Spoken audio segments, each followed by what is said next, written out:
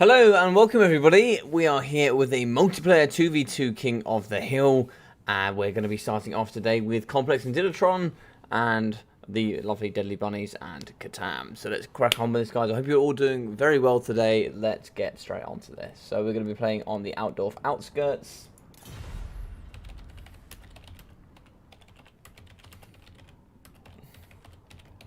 Let's get our bands going straight away. So how are we all doing? Hope we're all doing very, very well.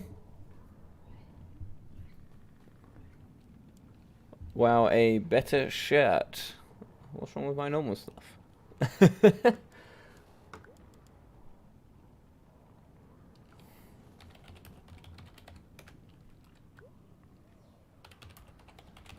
So we will be having Diddletron and Complex as they're the first to sign up. They will be the first to start as King of the Hill. So they should be banning there pretty nicely. See what they have to offer. So it's going to be 10k compared to the normal 12.4. So we do it here in the multiplayer scene.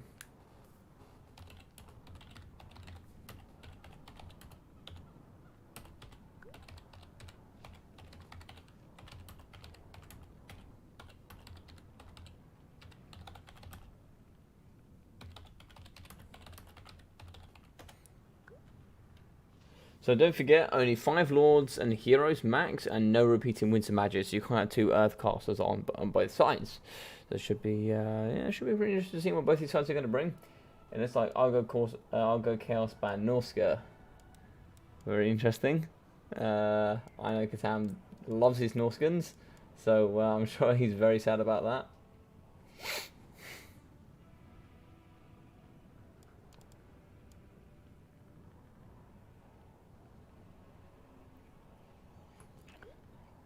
Have a look. Vampires ban vampire counts. Ooh, that is interesting.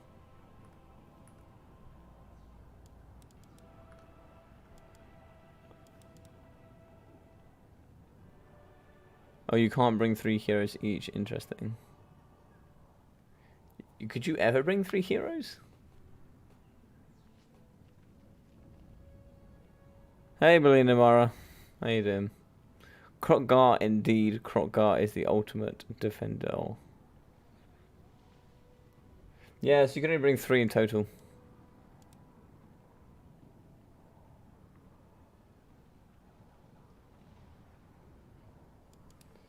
Yeah, I think I'm not too sure. It's just some of the rules that Bob Tresh and the crew of Vicious Satsuma made up, that you can only bring 3 lords and heroes in total, which means pretty much means a caster each and then a spare hero. Just so yeah. Yeah, I mean, in general, you can generate in most games 1v1. You can only bring 1 lord, 2 heroes anyway. So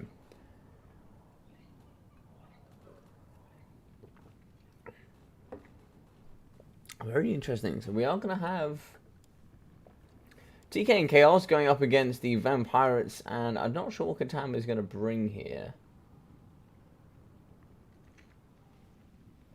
Now, the cheese might suggest if you wanted to go like seriously cheesy, you just go another undead faction here. You go with Vampire Counts, and it's about as cheesy as it gets, I think. I think you can't get much cheesier than that. You certainly have the undead spam there of Invocation of Nehek. Catan's going to go Dark Elves. Okay, very nice. So, Outdoor Outskirts, we are going to have Armor Piercing and Armor Piercing up against Heavy Armor and a pretty heavily ranged faction with lots of monsters. Should be interesting.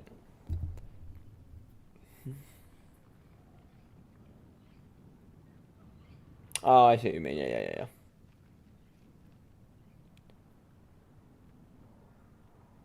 Can you bring double Nehek? No, you can only bring 1 Nehek. But, of course, like, you can obviously heal the other undead on the other side. Obviously, Nehek on any undead is always more powerful than healing magic, because you can rejuvenate models, which you can't do with the living, of course. So, yeah. Yeah, apologies. It was a late one this evening. I popped out with my partner. We went for a meal. I've realised you can see Diddletron's build. So I'll pop a cheeky little doodad in the way. There we go. So we popped out for a meal. So unfortunately, I wasn't really. I was at work all day today. So literally had work, popped back for the meal, and now here we are, ready to crack on.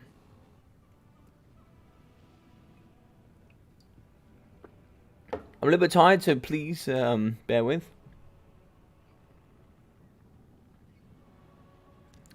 What partner necromancer add to your winter magic? Does partner necromancer add to your winter magic?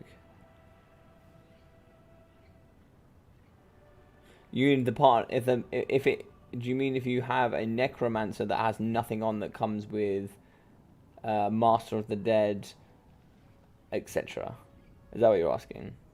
Because if you take a lord or hero that has access to the same winter magic, even if you don't bring it, it is banned. As far as I'm concerned. So, for example, if you take Manfred von Carstein, sorry. Let me reiterate. If you're in the same faction, you can bring as many of the same tons of winter magic as you like, but your partner can't also take the same winter magic. So, for example, if you take Invocation of Nehek on the vampirates, you cannot take it for the vampire counts. But you can bring multiple healing entities or healing entity items, such as Master of the Dead, in, say, one side. But, for example, for vampirates, you might want to go ahead and bring, say, deep magic. Like, is winter magic shared? Winter magic is not shared. So, you'll each have your own pools of winds of magic, and you'll be having the normal 60 winter magic. Yeah.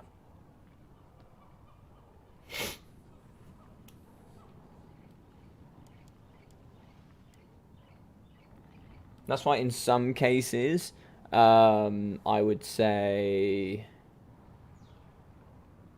factions such as Dowie are very difficult to play with if you don't have specific winter magic. Therefore, you've cut your winter magic pool down by half. If that makes sense. But also with Dowie, you're not really going to bring that many lords or heroes. You're probably going to bring one hero. You're going to bring a master engineer, not really anything else. So, yeah, that's also something to take into consideration as well. You know, you could just take, say, Thoric and a master engineer, and then of course you give your other two to your partner. 2v2 is quite actually a really competitive element here within the Warhammer series. You generally get 20k between the two of you, so 10k each, 5 heroes, and some of the strategy that goes into some of these things are very thought out processes. It really is quite competitive and quite enjoyable at times.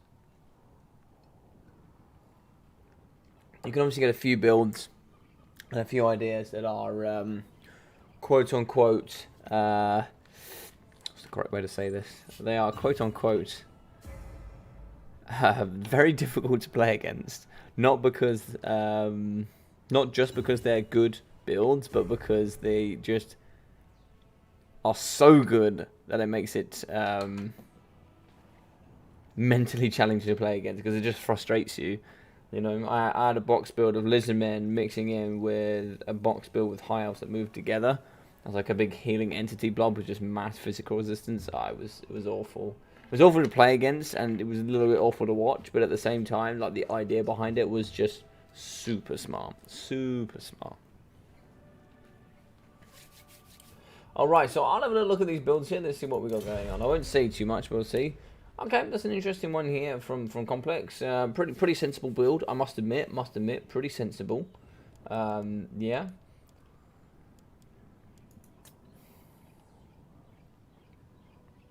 There's one thing I can see here as a bit of a problem here for Complex and Dilatron. One thing for sure that could be difficult.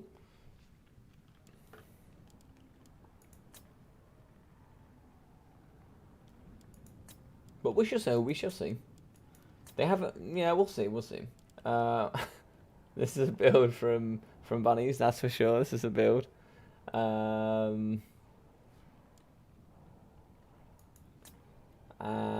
Oh my god, that's a build as well from Catan. I love it. I love it. I love it indeed.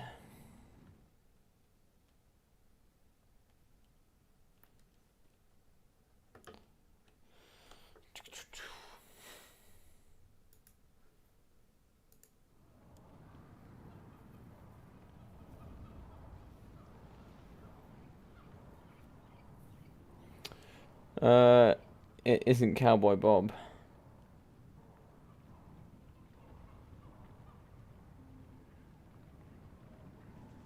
What do you mean, Swiss? What do you mean it isn't Cowboy Bob?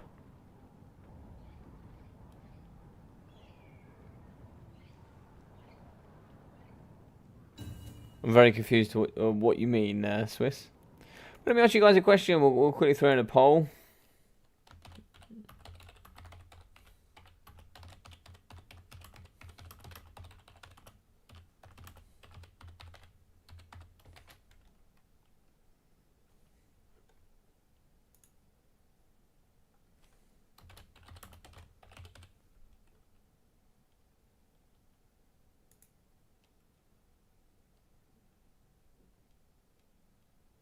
Oh yeah, Swiss. Yeah, I already answered that. Yeah, they're not shared. They're not shared. So I'll ask you guys a question there, poll. Are dwarfs a good 2 vs 2 partner? What do you guys think? Do you think they are? Do you think they're not? Or do you not know? I'm very interested to know what you guys think. Let me try and see if you guys can get a couple of answers there on that. Looks like Delatron is ready. Let's have a look at the build. Yeah, looks pretty good indeed. Looks pretty good. Complex has not changed. Ooh, that's a build. I kind of like that bunnies. There's a ginormous meme in it, but I love it otherwise. I love these builds. I love these builds. Alright, let's see what you guys are saying then. It looks like... Okay. A few of you are thinking they're not good. Okay. Maybe try and tell me why you think they're not good. If you have said no, if you feel comfortable saying so, or maybe if you said yes, why did you say yes? And obviously I'll give my opinion afterwards.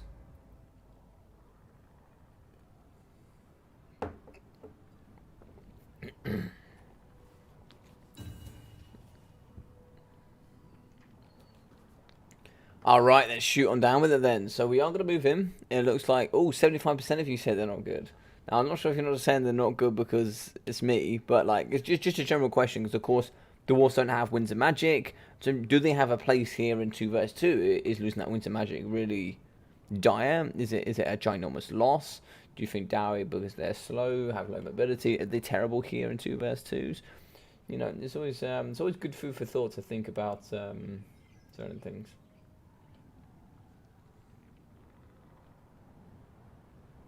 Alright, seems like it's balancing out a little bit, 40%, 60% now. I'll leave it open for a little bit longer, and then we'll see how you guys get around to thinking about it. 50-50 now, 50-50.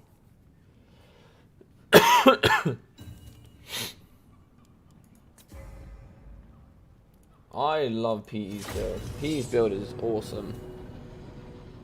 Alright, so we're ready for the first one. Outdoor Outskirts. Let's crack on with it. So 50-50 so far, 6 votes. If anybody else that is watching, do feel free to vote as well.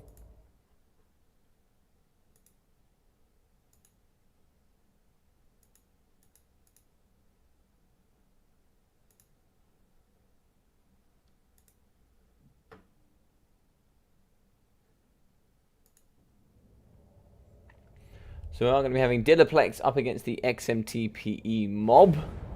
Should be pretty fun.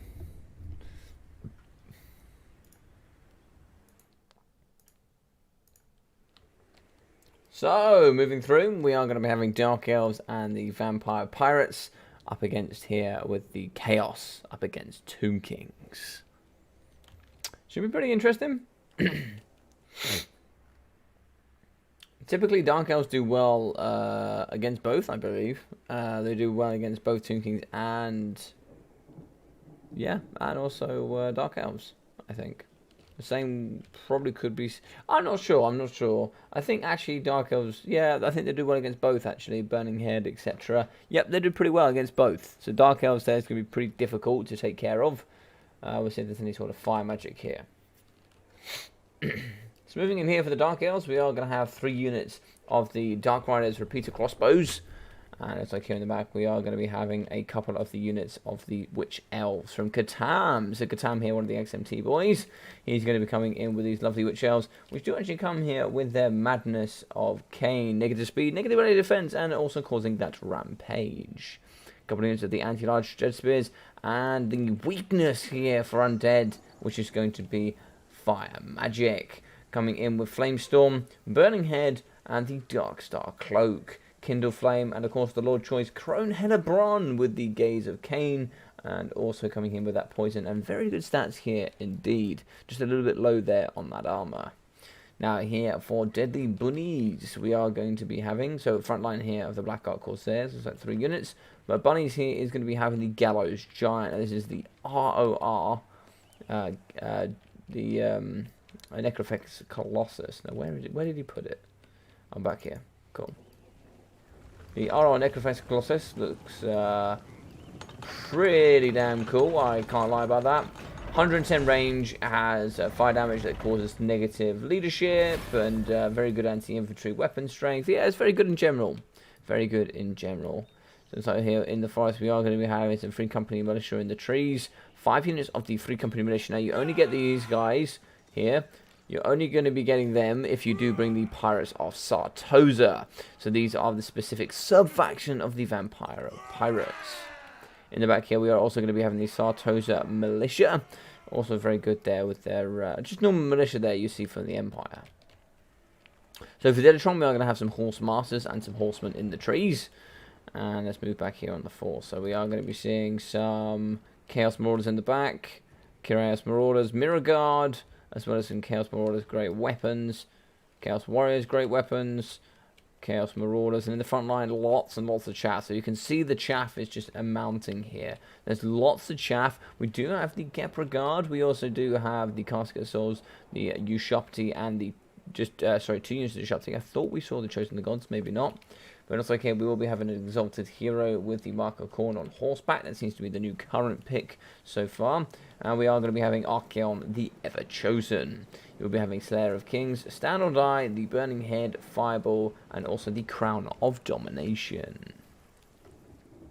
Now, if we do move over here, we will be having Ark in the right here with Spirit Leech and Doom and Darkness for that imbued magic damage, and also the ability to cause terror.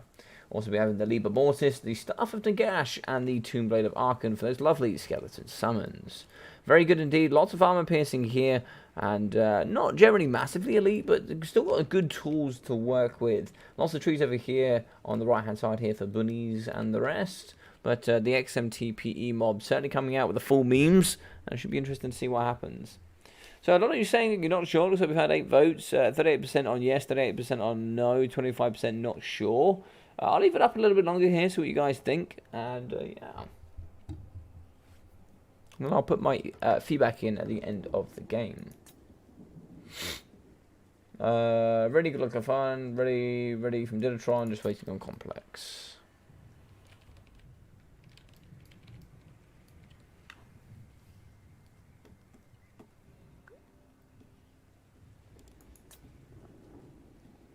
Alright, Mr. Complex Slayer is ready.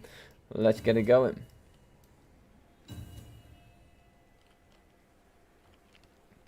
So we'll maneuver over into this right-hand side direction. We'll be seeing all the 10 units moving through the trees. And I'll be able to flank around the side here and see if they can get themselves onto some of the cheaper side-flanked units. Shots coming out here from the fantastic Casket of Souls with 960 armor-piercing missile strength, magic ammunition as well. Very good at just ripping apart all units of skirmish cavalry and all other elements that could cause them pain indeed. Good shots in the front up against the Black Ark Corsairs. Going to be using 8 balls on that first volley, so very nice there. Some certainly good work. Balance of power here is going to be already in the favour of the XMTPE mob here on the side of the Dark Elves. Apparently doesn't favour it here. Apparently not doing so well on the Chaos and the Skeleton side.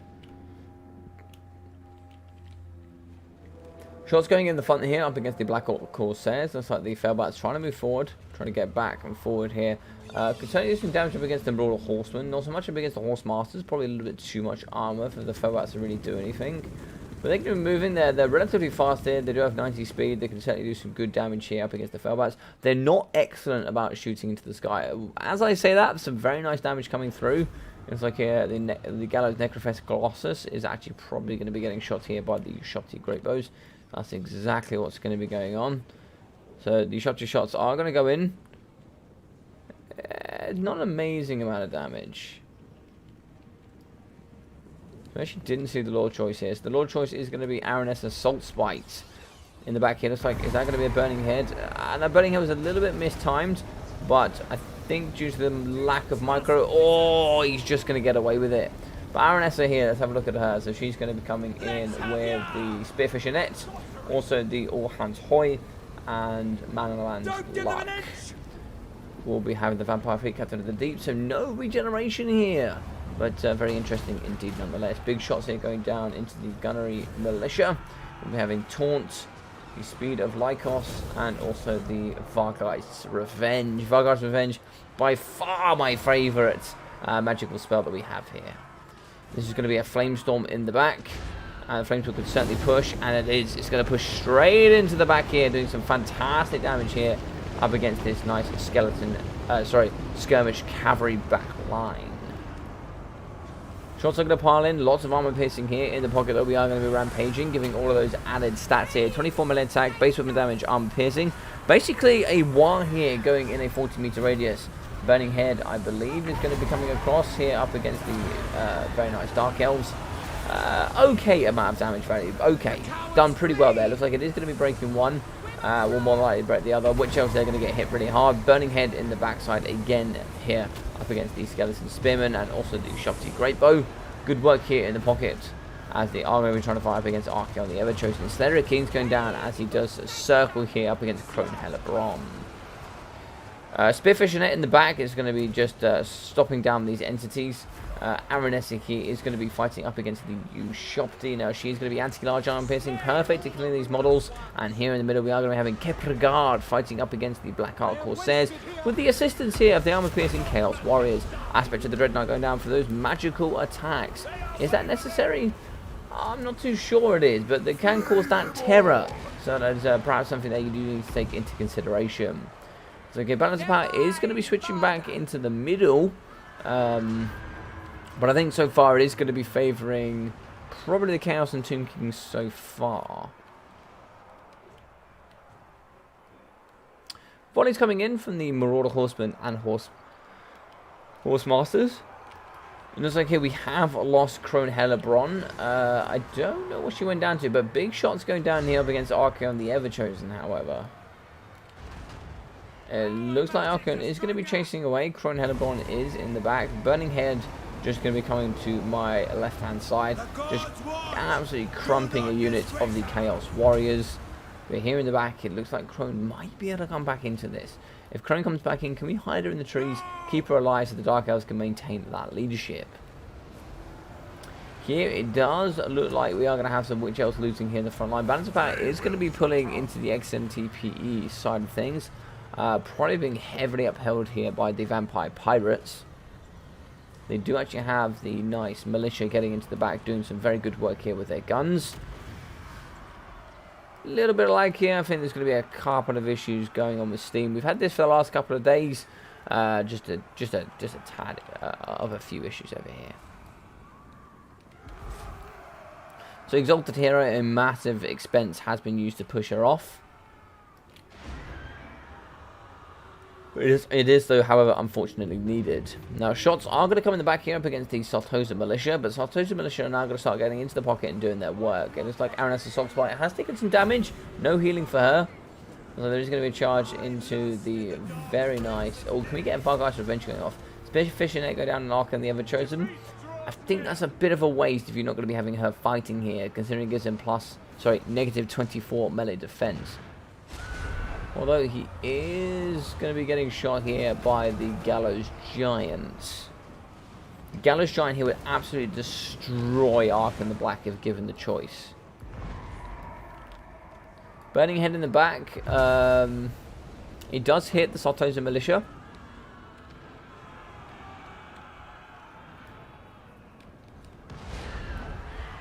Gallons he could really do with shooting Arkan. He might even be able to one-shot Arkan if you're not careful. So he's going to be shooting here into this pocket of range.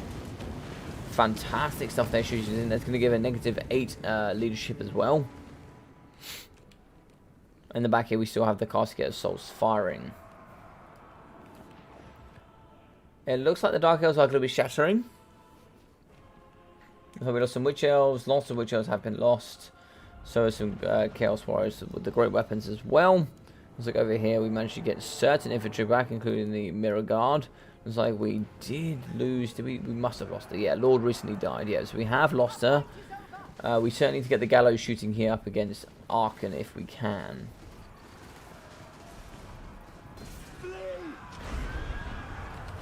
Shots are going to come through. What are we aiming for here? Big shots going down up against the nice Skirmish Cavalry Dark Riders. And over here, what have we got left? Looks like we get some skeleton... some Marauder Horse Masters back in the pocket. It's Burning Head trying to come through the middle. Not too sure the objective of this Burning Head. There wasn't particularly much in this way that I can see. Maybe the aim here was to get the Saltosa Free Company. Gallows Giant is going to be fighting up against Dilatron with the Slayer of Kings. Looks like he's also going to be having Stand or Die going down as well. Can certainly do with pushing in using the Free Company Militia and also the Zombie Pirate Deckhand mobs. Shots and Firewalls movement going on for the Sartosa. They're going to be shooting here into the Casket of Souls. Balance of power massively in the favour here for XMTPE. And looks like here they're going to be shooting up against the Casket of Souls. Nice and close is going to be the Gallows Giant. You need to be super careful. As we can see here, we can see that Arkan the Black is really close. So you do have to be super duper careful. One shot from this Gallows Giant could finish him off. Could certainly finish him off. Charge in the back here on top of the Sartosa Militia. They're going to be getting some leadership due to their charge.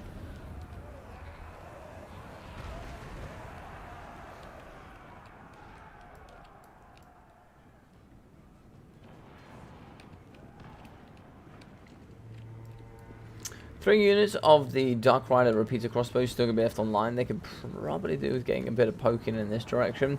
Maybe get some armor piercing here on Arkan. They haven't chosen really shift balance of power. It's very heavy here into the Undead and Dark Elf favor. Shots are going to be firing into the Exalted Hero. Or going in the back here. Looks like it's not going to quite connect here up against Arkan the Black. We do have a net though going down on Arkan on the Ever Chosen.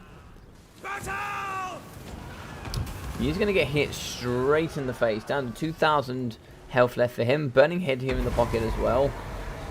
Burning Head's actually not going to connect. That's very good movement there coming in from Deadly Bunnies. Down to 1,690 here for Arkan on the Ever Chosen. Can he hold on though is the question. It's like Arkan the Black is still going to be fighting here in the pocket. It's been super close. The gods have abandoned us! You can be super close all the time to the Gallows Giant.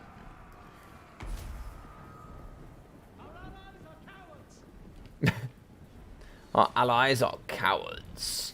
But they're going to be shooting here into Archaon. Archaons are going to be down to 1,100 HP. Man's power is starting to pull back to normal though. All big hits going down here. You kind of need to shove something in their way. You don't want them to kill the Gallows Giant, that's for sure. Yeah, Repeater Crossbows have pretty much used all their ammo, so you're probably not too bad. You're not too worried about them dying at this point. But the Gallows Giant certainly needs to turn and burn it if at all possible.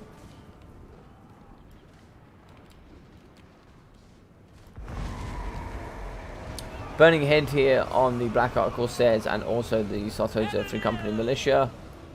Where is Archaon? So Archaon's going to be fighting over here, fighting up against the Dark Rider Repeaters.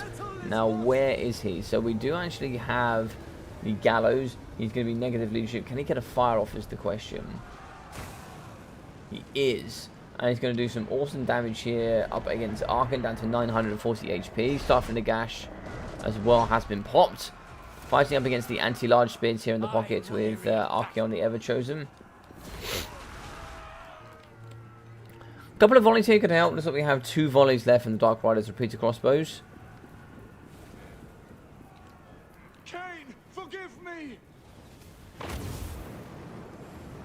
Looks like they're going to be targeting the Exalted Hero, which is quite interesting. Fireball does miss Aranessa. Manaland's Luck, All Hands Hoy going down as well. Oh, big hit going down there on Archeon. She does go down though, which is a big shame. It's like Archeon is going to be rolling dirty here in the pocket. And she'll be able to do some good work. Both the Dark Elf and now the Undead Lords are going to be dead. Can we kill Archeon? I think if we kill Archeon here, we win. But it's pretty close at this point. Darby versus VC, best 2 versus 2 faction in the game. You think?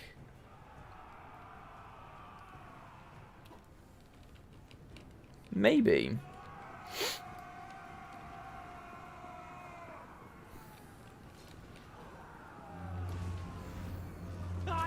So the Dark Elves are going to be... Are they going to be susceptible to army losses? I don't think so. Archon Black is 534 HP. We do have the Dread Spears coming through. What else do we have here? Looks like we don't have too much left. We do actually have some Dark Rider crossbows back into the game. Charging using Archon the Black. Our strength is waning. I won't die here. Broken and shattered both the Dread Spears. The Firecaster is still going to be inbound. The Firecaster is super healthy. So we are going to get charges in. We need to kill Archon. We just have to kill him.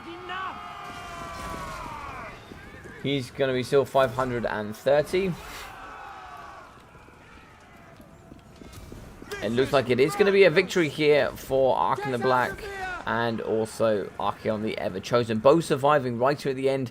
That is going to be the end. And a fantastic first game. Awesome stuff.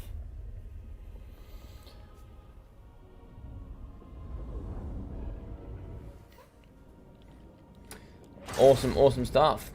4,200 damage value here from Archeon the Ever Chosen. Really good stuff. With 1,366 for the Exalted Hero. 225, 200, 312 with 600 and 630 here for the Chaos Warriors and the Marauders. Very good in the front line. And the ROR here was 677 for the Mirror Guard. 300, 230 with 450 and also 570 here for the Marauders with the throwing weapons. Archon the Black 1,750. Front line 166 and 130. With 150, 125, 136, 137 and 0 here for the Kings of the Skesh Scorpion Legion. 675 for the Capra Guard, as well as 280, 520 and 620 for the Ushopti Great Bow, 1,800 for 278 kills for the Casket of Souls. For Catan though, 960 for Crone Hellebron, 222 kills for 1,500 damage value for the Sorceress of Fire, 400, 300, 380 for the Dread Spears, so it looks like 380, 440, 260 and 320 for the Black Hawk Corsairs with 500, 340 and also 260 for the Witch Elves. 1,240, 720 and 680 here for the Dark Riders Repeater Crossbows. And for the last one here with PE, 1,150 for Aranessa, 1,300 for the Vampire Fleet Captain of the Deep with 93, 240, 425, 300 and 240 here for the Sartosa Free Company Militia. 780, 830, 370, 50 and 770 from the Sartosa Militia with 50 and 77 for the Fellbats. And 158 kills, 2,150 damage value for the Gallows Giant, the ROR Necrophex Colossus. Excellent stuff indeed.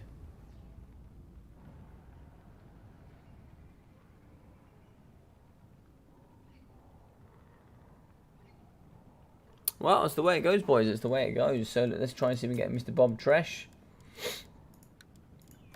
Get him in here, get him ready.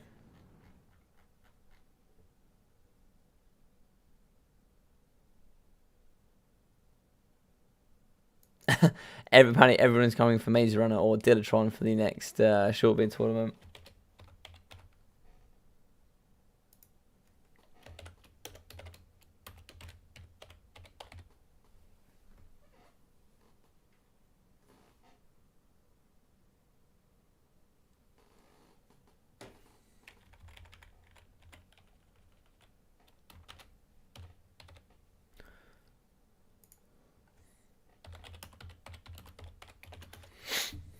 All right, the gentleman up.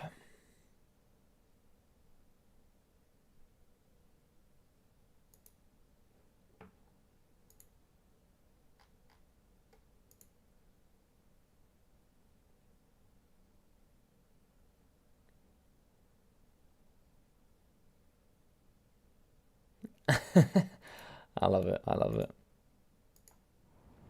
Hey, Muckluck, how you doing, buddy? Lost the battle but won the war. Indeed, indeed. How are we? How are we? And how are we doing, Mr. Moore? Nice to see you here in the chat today. Hope you're doing well. We won the battle of the mines. You won the battle of something, that's for sure. We won the real battle. So, let's end the poll. So it looks like a lot of you think that they are a good faction in Total War Warhammer 2 during the 2v2 multiplayer scene. And I could certainly agree. I could certainly agree.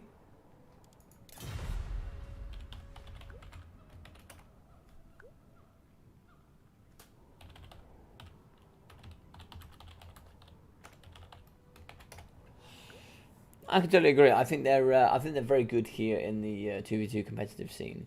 I think they have a lot of utility to. They're like Darwin are one of those factions that really struggle on their own because they don't have mobility. But when you add mobility on top of them, they are some of the strongest in the game for what they can offer. Heavily armored, very good infantry, also brilliant backline weaponry, you know, with thunderers, and very, very good artillery. Some of the best, if not the best artillery in the game.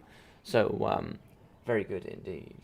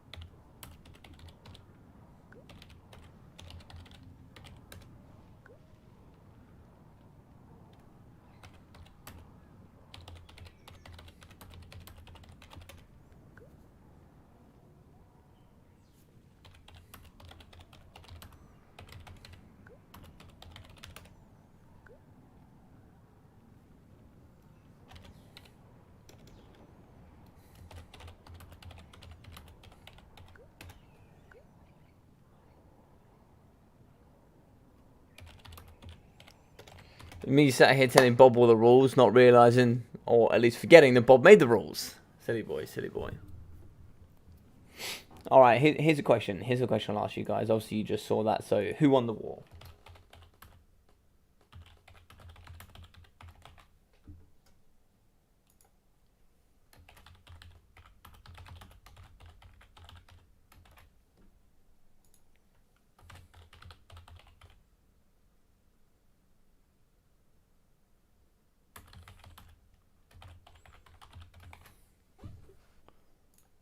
There we go. Who won the war? Who won the war?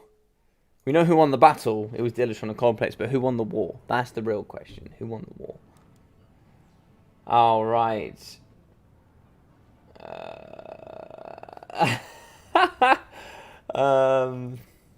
Chaos Band Lizards.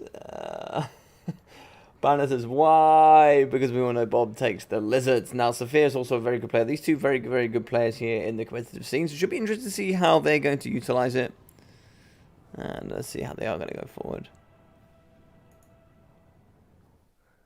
So it's like Dillon and Complex have been voted for only by one person. So get those votes in. I want to see who you think won the actual war.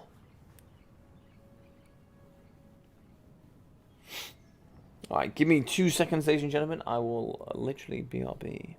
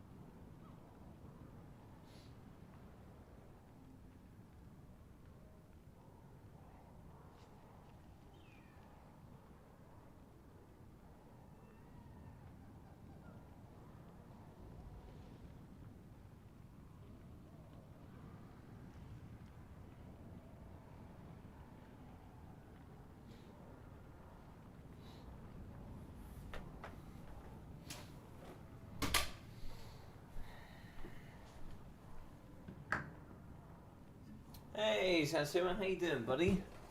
RTK carefully wrote the rules, not just Bob. Oh, apologies, Satsuma. Apologies. Please take my most sincere apologies. The RTK ruling. It was Bob that... I thought it was you, Satsuma, and Bob, but it's like the whole RTK wrote it, so very, very nice from them. Fantastic. But you'll be glad to know it's the ones I use, so super fun rules. I like them. I think they're very well balanced as well. So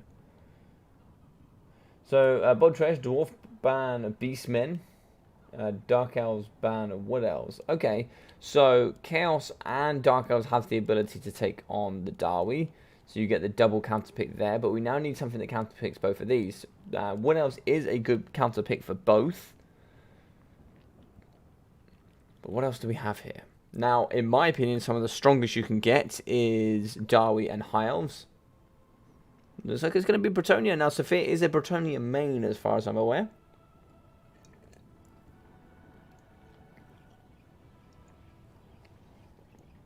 For honor. Should be very interesting.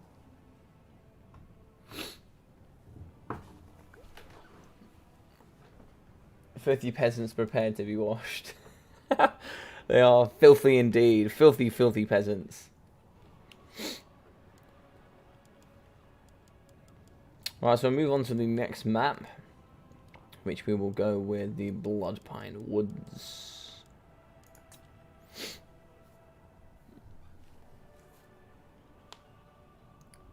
Apologies graciously accepted. Well, thank you.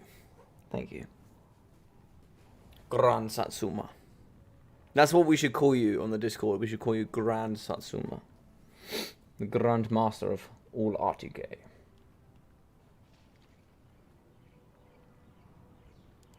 How's your day been there, buddy? Hope your day's been going well. I've only heard that you're not, at least a few of you guys are not enjoying, or at least in the RTK, you're not particularly a big fans of the new patch.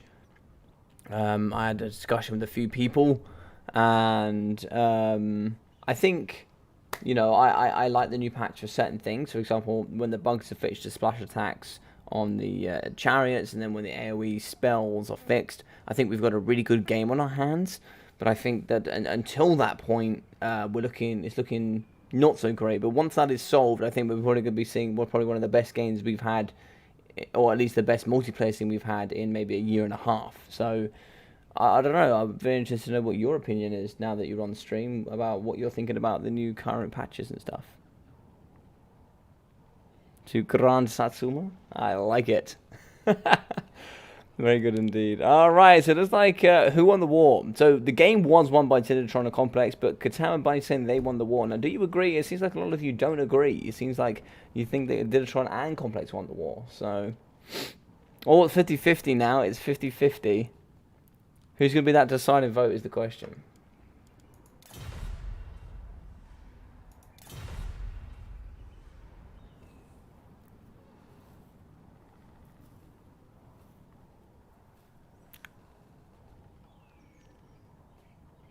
Oh, XMP could be a good one, yeah. So I need to find a way to get these guys together.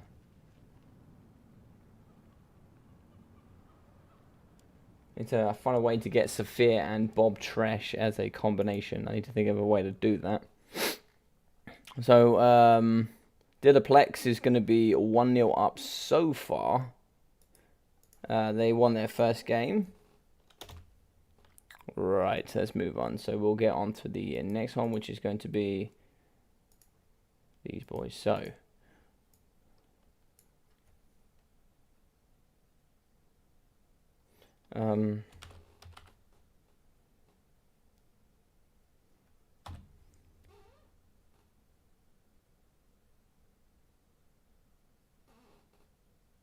Safresh, I think that's what I'm going to call it. I'm going to call them Safresh. And they can like it. How are we doing, Peterborough? Hope you're doing well, buddy. And I'm wondering if you, Mr. Gran Satsuma and Mr. Peterborough, I'm wondering if you gentlemen are fancying a couple of games of the 2v2. The 2v2. I agree, the new units are good. It's just the bugs. Yeah, the bugs have hurt. The bugs have hurt. They've hurt us all in the community, I think. You know, sort of fix one bug, four appear, sort of thing. Darby are really good in 2v2. Yep, I can certainly agree, buddy. I certainly agree. I think Darby actually one of the big staples in the 2v2 industry. Sorry, in the 2v2 meta. Because obviously on their own, they struggle with things such as mobility, and if you add mobility to a roster as powerful as the Darby, you certainly become very strong. They're a very good stone to work around.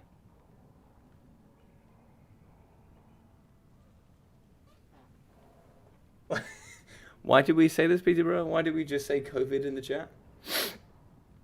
What about COVID? Tell me all about it, Peterborough. I'm here for you. What do you need? What is it you want? You get it off your chest. What's wrong? Come on. Papa Logic's here. Papa Logic here is here to take care of you. You tell me all about it. Grand Papa Logic. Not quite like Grand Satsuma, I will admit, but Mr. Papa Logic is here.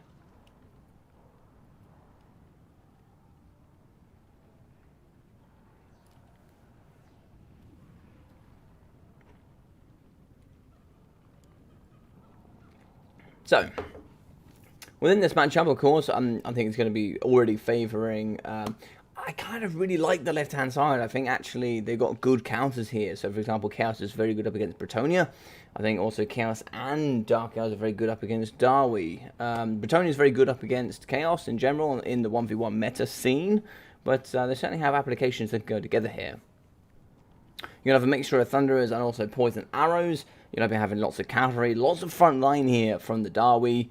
And I'm sure we'll see a cannon or two from them as well. There's going to be a nice mixture here going between the two of them. It all comes down to the synergy between the pair that will really fixate on their victory or not. Whereas I think we're going to be seeing lots of mobility from the side of the Dark Elves and the Chaos. And then we're going to be seeing a mixture of a very cheap and also heavy frontline. Heavy frontline coming from the Chaos, I imagine, with a bit of a cheaper blasting charge ready frontline from the Dark Elves, I imagine.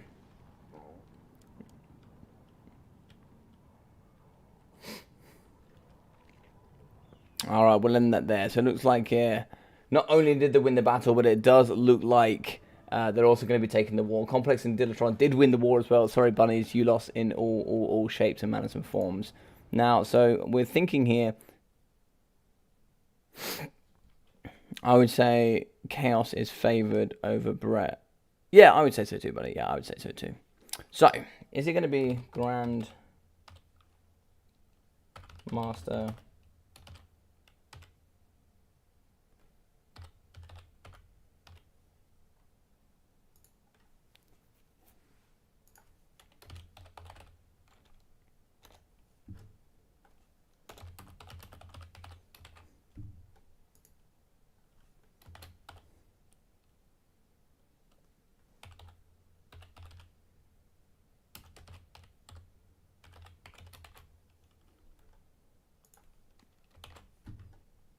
Which is better? I want you guys to know. I want to know which you think is better.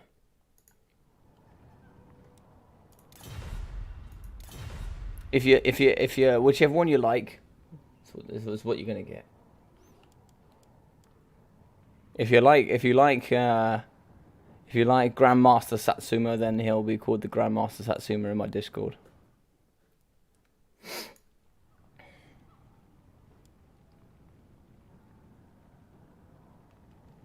Although Vicious Satsuma is such a cool name. I have no idea how you came up with Vicious Satsuma. I have no idea.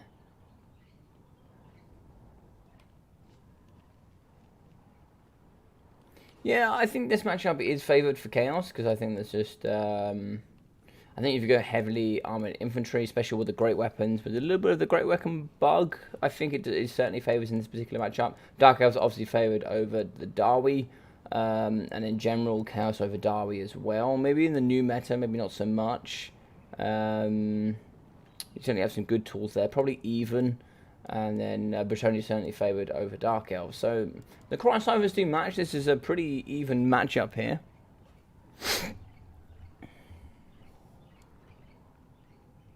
I think Grandmaster title is reserved for Falcon. Grandmaster Falcon. I think Grandmaster is reserved for Deadly Bunnies. It's true, it's true. Grandmaster Meme himself. Grandmaster Memius.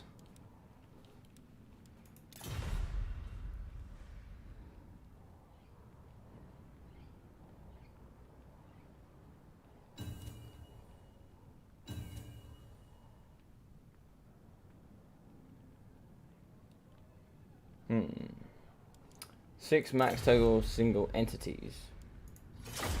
I think, you know, we'll chill a little bit. Like, you know, today's a bit of a chilled stream. I've had a really long day. I didn't really sleep well at all last night. I barely slept at all, actually. So I'm really tired. But I want to smash this. You know, I really wanted to stream today. I wanted to say hello to everybody. Have an awesome stream. Vicious Satsuma is pretty much just choose randomly. It's kind of... I mean, I love it, right? Like, it's just like... It's such a cool name, because it's just like... You put 2 elements together that make absolutely no sense. Like, you'd never see, like, a Vicious Satsuma, but that's why I love it so much. Being called a Vicious Satsuma. It's awesome, dude. I love it.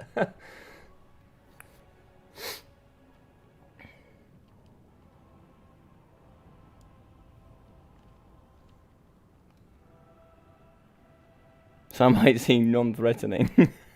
But actually, I'm vicious. Is that a threatening, non-threatening message? Is that what you're trying to say, Satsuma? Depends if you're throwing one at someone. That is true, but then the Satsuma wouldn't be vicious. The person throwing it would be vicious. Wouldn't that be right, Peterborough? Possibly.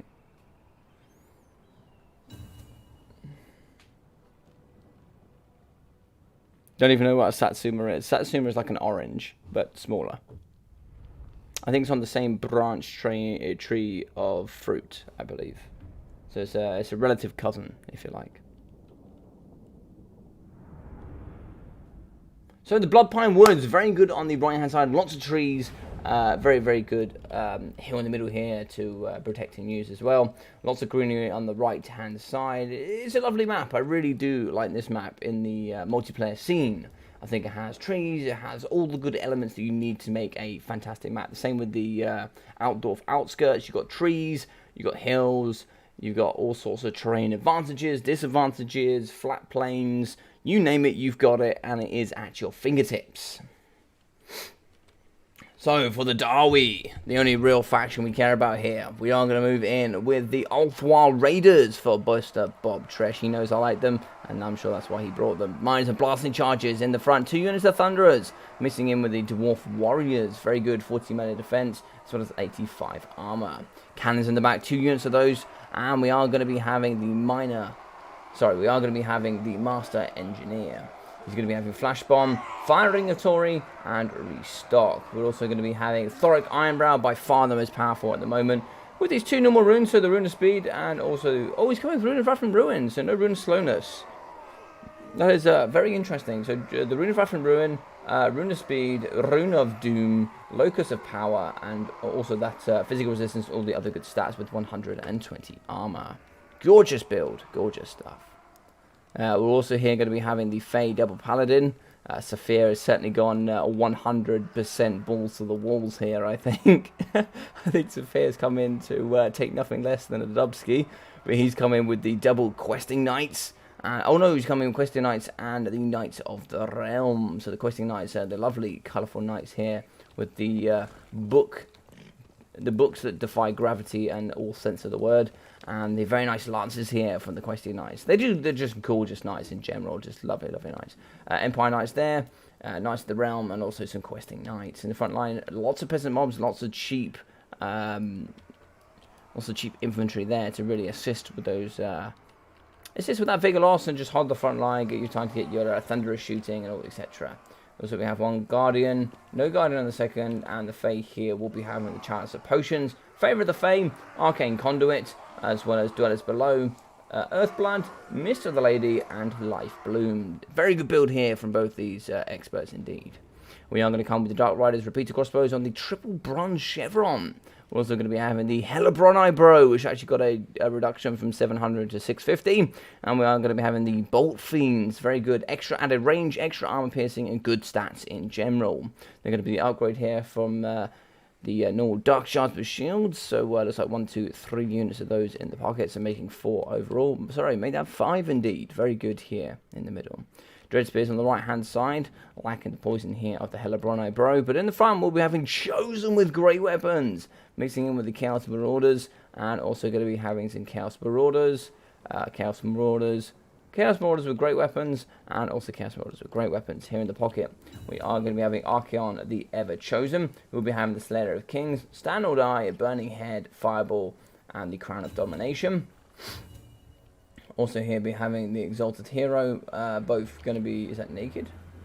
Yeah, looks like both naked, and we'll be having the Sorceress. We will be having the Transformation of Kadon, the Amber Spear, Flock of Doom, and also Wild Heart. We'll be having the Lord here, which is Loki of Fellheart. Such a cool Lord. He will be coming with the Dreaded Duelist. Also here, Deadly Onslaught, Foe Seeker, the Helm of the Kraken, as well as Merciless Slaver. Very good indeed. In the back here, we'll be having some Chaos Warriors with Halberds. 2 units of those bad boys indeed. And coming forward is going to be having to have the dark side here of the Force. We are going to be having, of course, Chaos and the Dark Elves coming forward here on top of the good side. So we are going to be having the good versus the bad. And here we go. Coming around to the side with the repeater crossbows. Going to be trying to see if they can fire into the pocket. Maybe trying to see if they can hit some lovely questing knights. But they are really shot here by these cannons. Cannons making mincemeat of these repeater crossbows on the side here. 31 models left out of that gorgeous 45 starting pool. Over here on the right, though, we are going to be starting to move in with the Shanesh Harvesters. Very good there with their Soul Stealer and Word of Pain. Word of Pain giving that negative 30 accuracy and also negative 40 melee attack. So we're absolutely no joke here. Can certainly pop that on the Questing Knights. Give them 0 melee attack, charge in, do the business, and certainly leave after that. The Fade's going to be nice and close, coming in with that Mortis effect. And yeah, there's a Burning Head going through here in the middle. We're going to be hitting Questing Knights and all the rest. So, sorry, some Knights of the Realm. Interesting Burning Head. Burning Head's not going to do too much up against the heavily armoured Knights, but certainly could do some okay stuff here up against the cheap peasant mobs in the front. Looks like we have some Thunderers shooting the back. It looks like we have broken the Dark Riders repeater crossbows. One unit going to be very close to breaking as well. Do have to be super careful about that. Dual Forest moving in the back here from Mr. Bob Tresh. And what do we have here? Are they going to come back? They have come back. But a cannon to the face, and that could be enough. Oh my god, these things are getting destroyed. I think that is going to be them breaking here. I have no idea how they stabilize. If I saw a friend next to me take a cannonball to the face on horseback, I'm leaving the battlefield as well, man. I'm done. I'm out. I'll see you later. But yeah, it looks like here we are going to be having the Bolt Fiends getting absolutely smashed by these field trebuchets here. Doing some very good work. We're going to be down to 28 models, 1,400 HP left. And the rest here of the armor-piercing arrows is going to be doing some pretty good work in the pocket for sure. Want to be moving these bad boys forward. The Dark Shards need to be shooting here up against the Alpha Raiders. Rune of Doom going down. Not too sure if that does affect. Oh my god, it also imbues fear to the entire force. This probably makes Dowie probably the strongest in the game currently with the Rune of Doom. That gives plus 24 melee attack here to very, very expensive knights. That's awesome stuff. Really good. Balance of power here is going to be in the Safaresh part of things. And yeah, it's looking pretty good for them. They're holding pretty nicely here. This is what makes Dwarfs so great. The fact that just trying to punch through their lines is just so impossible. And having that cheap, cheerful chaff at the front here from the fantastic, sweaty peasants, just going to give them... oh, is this going to be the... oh, so they are going to get away from it, I think. Yeah, this disability, the Chalice of Potions, takes ages to take effect. But, yeah, having those cheap peasants in the front as well just really filters out that front line, gives you the opportunity to get your cannons firing, backline firing as well. Throwing axes here coming in from the Ulthar Raiders, coming in with the Marked by Ulthar as well, could be very good on the Chaos Warriors with the Halberds. Now, where are those lovely Chosen? So the Chosen are going to be fighting here. The great weapons can certainly do some really good work up against the Knight's Realm. They should be able to get in and do some nice work. Cannon shots flying over the heads here of the brilliant Knights of the Realm. In the back here, looks like we do have some cheap and cheerful chaff coming back in. We have some Thunderers as well. Balance of power is massively in the favour of the Dawi and also the Bretonians. I don't think there is a way back here. We do actually have a fair amount to score in the back, so maybe. It looks like he is going to be popping down, unfortunately, on the field trebuchet and not going off those cannons. In the back though, the Dwarf Warriors are going to be getting involved. They are going to be getting busy. Turning and burning here by the looks is going to be the Thunderers. No, they're just going to ignore the Ferromanticore. Very interesting. Shots here just whipping into the Chaos Warrior Halberds. We are going to be at 4,700 HP. 68 models left here for these bad boys. And what we've got coming in, Dwarf Warriors, they're going to be steaming through, trying to see if they can deal with the lovely Chaos Marauders. Ooh, that was a fiery ring of Tori there going up. I had to work out what that was for a second, but Fire Ring of Tori is actually going to be breaking here up against the Chaos Marauders with the great weapons. Over here on the right hand side, looks like we have lost the Chosen. I believe, yeah, Chosen has gone down, but we do over here have Arca and the Ever Chosen mixing in with the double Exalted. They're going to be fighting up against Questing Knights. Good armor pairs in for them. They are going to be anti-infantry, but certainly do good work up against cavalry. They're very good in general. In the front here, Dwarf Warriors are going to be chasing off, getting shots here in the meantime by Dark Shards of Shields. It looks like that it's not martial prowess, but it's their equivalent is going to be popping off there as well. Looks like here the Hellebroni Bro coming in with that poison. They can certainly do some good mashup here up against the Paladin, or at least the double Paladin and the Fae. They're going to be moving in with their lovely purple purple and pink design here with the little gold trim. I don't think they get a lot of focus here just for the amount of work that's gone into their art. It's yeah, it's really quite nice, and it's something quite different here. Not sure. Did they come? They must have come with Hellebron. They must have done. They must have done with the name Hellebroni. But I love their design. But it looks like it is going to be Army Losses for them, and probably very soon it's going to be Army Losses for the Chaos. Chaos I'm going to be fighting. It looks like Ark and the Ever Chosen taking quite a bit of a beating here. It looks like he's going to be grinding up against those Dwarfs. Be stunting. They'd just be holding in position here quite nicely. Just absolutely thump the Dwarf Warrior halfway across the map here. Archeon playing soccer here for sure. Well, so they're going to be moving into the back here up against the Field Trebuchets. Not too important for them there. Probably more important to get on top of the Master Engineer or maybe hop onto the cannons in the back. That's where the damage is going to be done. But it looks like all the action is going to go down here. It's going to be healing. Healing going down from the Fae. Going to be healing all the expensive models here in the pocket. Normal one as well as the... looks like it is going to be Army Losses. Very good. Alright, so it looks like 11 votes. It looks like we are going to be sticking with Vicious Satsuma. Sorry, Satsuma, I tried to make you the Grandmaster Satsuma, but it wasn't possible. I tried. Excellent stuff. Dilatron here. Let's hop in and get onto the analysis. So it looks like here, 52 kills, 1,800 damage value. This boy is certainly very good with his mobility, good spells, good stats. He's one not to mess with.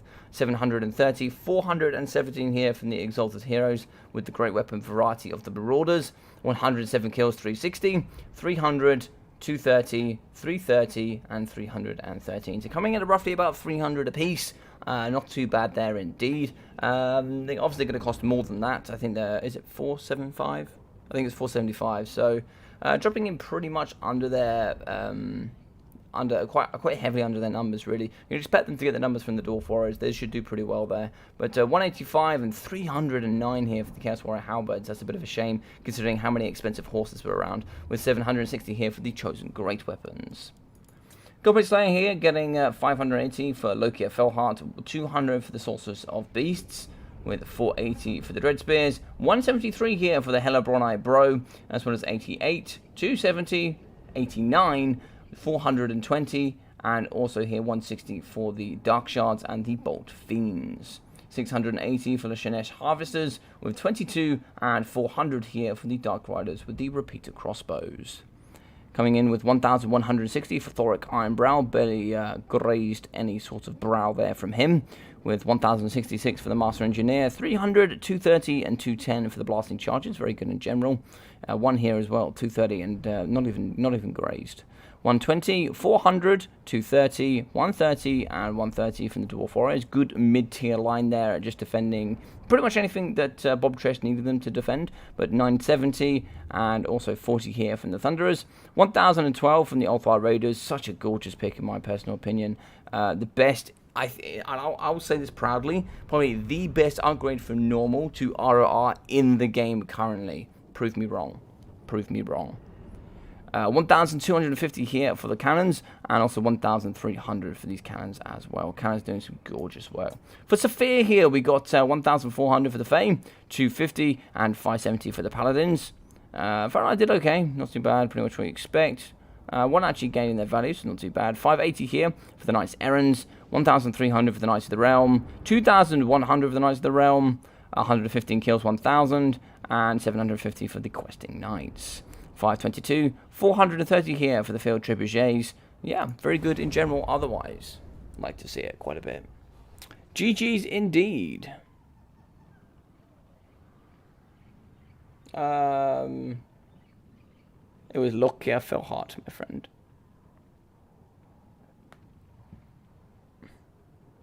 Should keep fire magic for the TK. Indeed, indeed. Sounded like a classic American there, Logic. What, with the old soccer? I mean, we are at that time, you know. For me, any time past midnight, it's soccer time. So, we have Cowboy Bob and Artisan. They're going to be turning up here, so we need to have... we need to make a name for them. So, if Artisan Tech Priest West... So, I think we're going to call them Cow West Bob. I think it's going to be the name. I have decided. But well played. Looks like Delaplex is going to be joint in the lead here with Safaresh.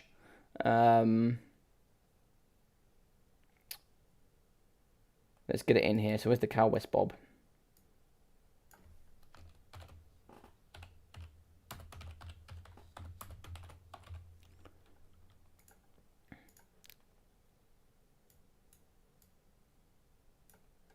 Gorgeous, gorgeous things. So we'll put that score down to 0. But well played to those guys. Nice big victory there up against Bunnies and Katam. A fun duo indeed. I do like having those guys on stream. But yeah, Safaresh coming through, doing some nice work. Yeah, certainly enjoyed that build. I mean, of course, I always like to see the Dowie, but a pretty nice build there that reflects all of the strengths and weaknesses for sure. I like it quite a lot. I love seeing builds like that. It looks like Cowboy Bob has dropped. We'll be moving on the map. We'll be going on to... Let's try and see if we can find a nice one here. Estilian Tomb. I think Estilian Tomb is quite the nice one. Estilian Tomb indeed. Alright. Banner unit limits other than heroes and lords. Yeah, for the majority. There's a couple of like single entity monster rules. You can have 4 single entity monsters in total, 6 single entities in total, with only 5 of those being lords and heroes. What else can we think here as well? There's a couple of changes, nothing too much, but there are some changes for sure. But in general, yeah, the lovely guys of the RTK clan made some rules over here, and Bob was very kind to send them across to me when I made my 2v2 tournaments.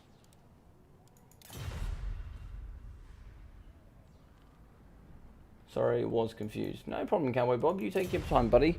There's no pressure here on speed and anything else. So we've got a couple of messages here.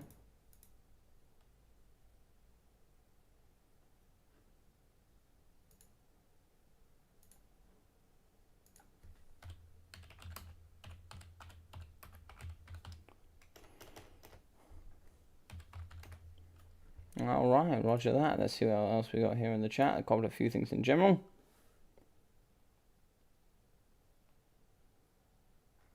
I think Cowboy Bob is meant to be playing with Lunacy. Yes, he is.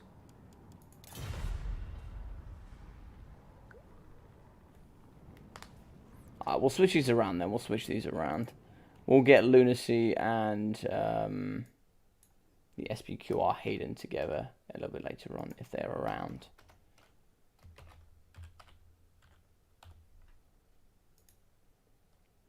Just because both of these guys are in, you know, we had 4 singles that signed up, so we'll just mix them around. There's no dramas.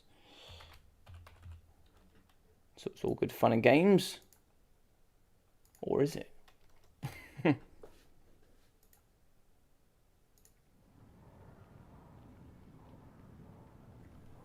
Yeah, I thought your first game was good, CJ. I thoroughly enjoyed it, yeah. That was good. Indeed. So to let some of you guys know, we actually have some big things coming forward. I actually have 4 very large events coming forward that I'm in currently daily organising them. So we should have some really big events to come forward. I'm going away on Thursday, and I'll be back on Saturday more than likely. So once that's done and out of the way and I've got that trip finished, then I will be back to the normal schedule, and we'll be having these pretty large events coming forward. Should be pretty fun. I'm excited for the events that are coming forth.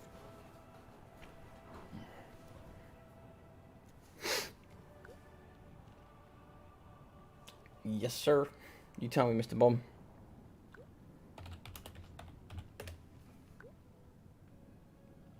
Sure.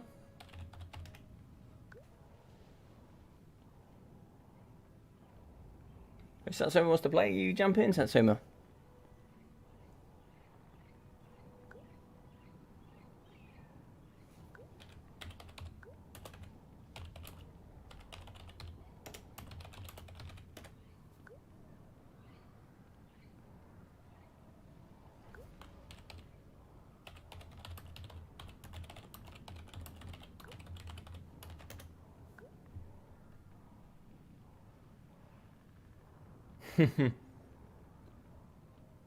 Hey, Grandmaster Satsuma. I love it, Satsuma.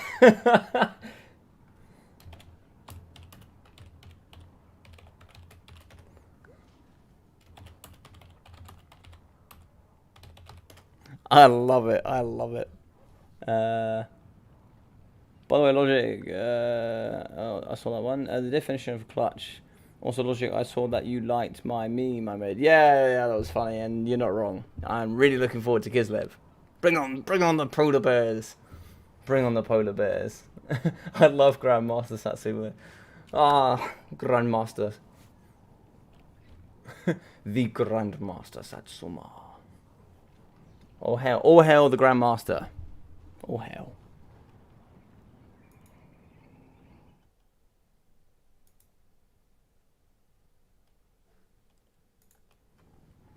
Alright, so we're going to be on Estilian Tomb.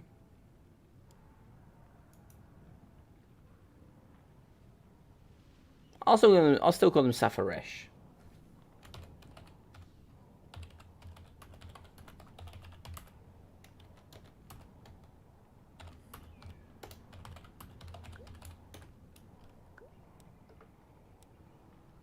Oh, Greenskins bound Lisbon. Oh, let's go, mister.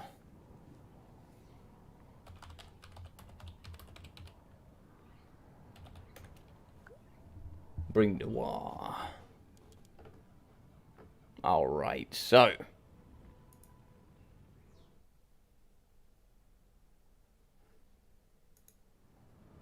Let's see what we get here.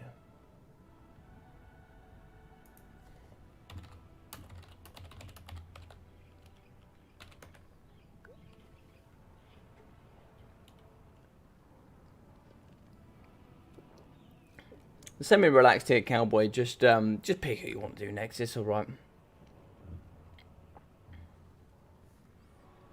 So what do we ban here? That's what we banned Lizardmen. I think Lizardmen's the perfect band for Greenskins. I think it's by far their worst faction, if not maybe Vampire counts.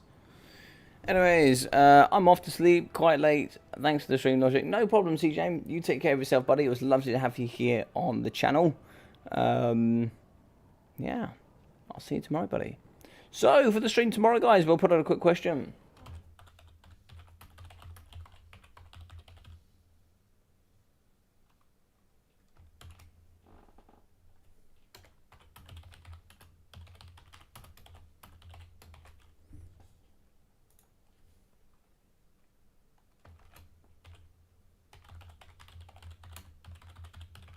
So we have a multiplayer stream.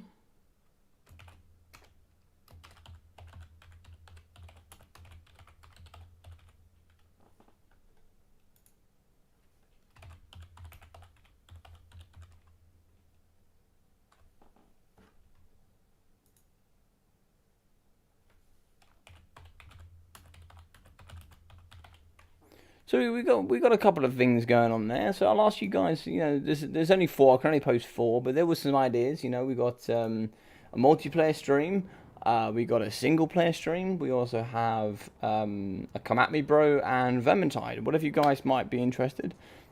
Just smash it up there, see what you think you might want to watch tomorrow. I'm going to be around a little bit more free time, so let me know what you might like to watch. And so for those who don't know what a Come At Me Bro is, a Come At Me Bro is where you guys basically come play me. You come try and beat me up as much as possible. Try and see if you can straight into the floor.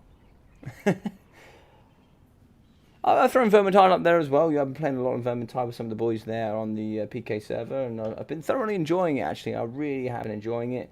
The only handicap is that I play on the PS4 controller. You guys will see that I have a sneaky thing right here. Lovely controller, loved it, from the guys from Game Shark. These guys are they're very good, London-based as well. It was super cheap, and it was lovely for those guys to send this across when I was when I was competing. Nice guys, really good sponsors, and whatever it is I needed, they always supported me. So really nice guys in general. So, of course, Artisan, the Darwi main. So it looks like here, Bretonia Band TK. So it looks like we're going to have Greenskins and Bretonia. We're also going to be having Vampire Counts and the Darwi. So, Vampire Counts does well up against Greenskins. Darwi does well up against Bretonia. Bretonia can do well up against Vampire Counts. Pretty even in that matchup, I would say so. Greenskins can do well up against Darwi. So in those particular areas of matchups, you probably imagine that you would imagine just on those, you'd expect this side to not do quite so well. But this side hampers a lot more mobility, poison, and wide entities.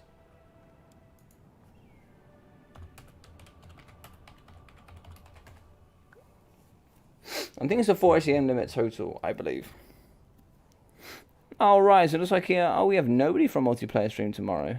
So by multiplayer stream, I mean something like this, right? So like a King of the Hill, a 2v2, a free-for-all, maybe I smash up something like a sub-faction tournament, something like that, you know, something that you guys can jump in and have a couple of games with. Yes, sir.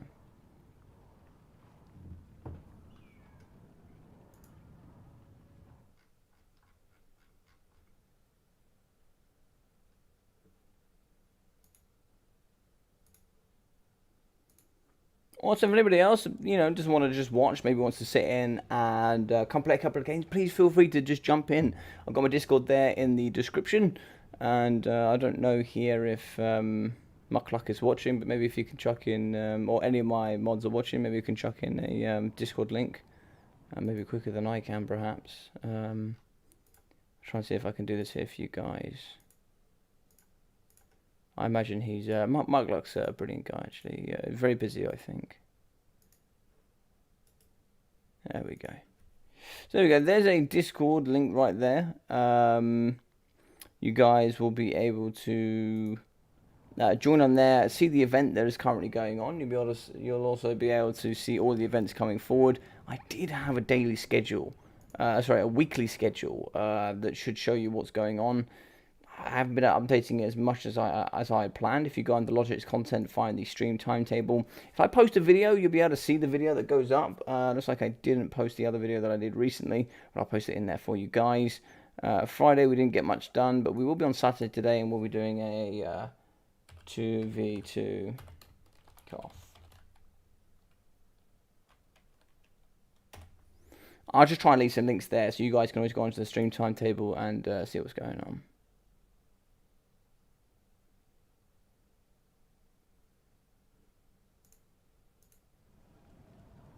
Hi, is that Satsuma teamed up with Sophia? Yes, sir, it was. So it was Mr. Bob Fresh was in, but now he was replaced by the Grandmaster Satsuma. So, yes, indeed. And on stream here, he was mixed in with the Grandmaster. So, So it looks like a lot of you guys are probably favouring either a Come At Me Bro or a multiplayer live stream. So it looks like some of you guys are also interested in Vermintide and Legendary campaigns as well. I do a massive mixture here on the channel between any sort of Warhammer content. Is there anything you guys might be interested in? You can always pop onto my Discord here. You'll be able to find all sorts of tabs. One tab here will be tournament suggestions. So you can go in there and suggest some things for me to do. You can also put some ideas on there for yourselves. I might do like a streaming content ideas as well. But you'll be able to pop in. I have a channel poll, so I put all the polls up there for the stuff I'm going to do.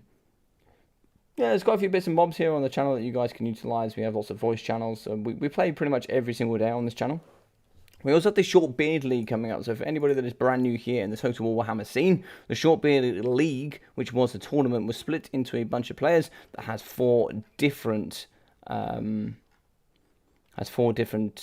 sort of stages. So at the bottom, so if you're going to be brand new, you'll go into the bottom bracket, you'll go in the Urkra Miners, and then you can work your way up and get promoted into the brackets as you go up. You then go into the Warriors of Dragonfire Pass, the Grumbling Guard, and then the Peak Gate Guards. Once you've been promoted for the Peak Gate Guards, you can no longer play in the Shortbeard Tournament leagues.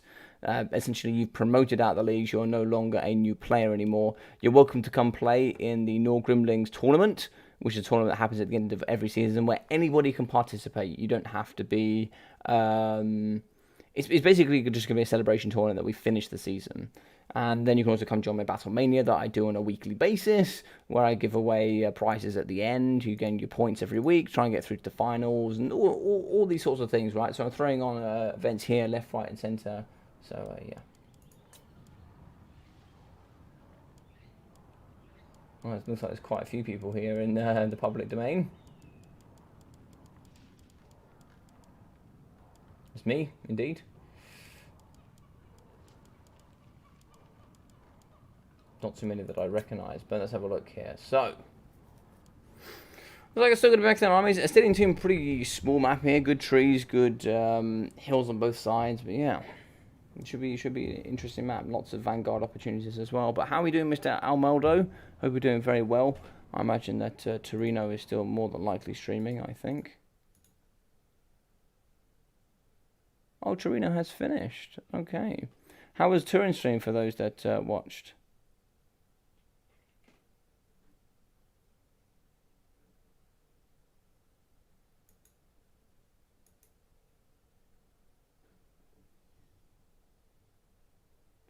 If you're not new and you simply don't think you're very good at the game and you'd like some more practice, that is also where the Shortbeard tournament can help.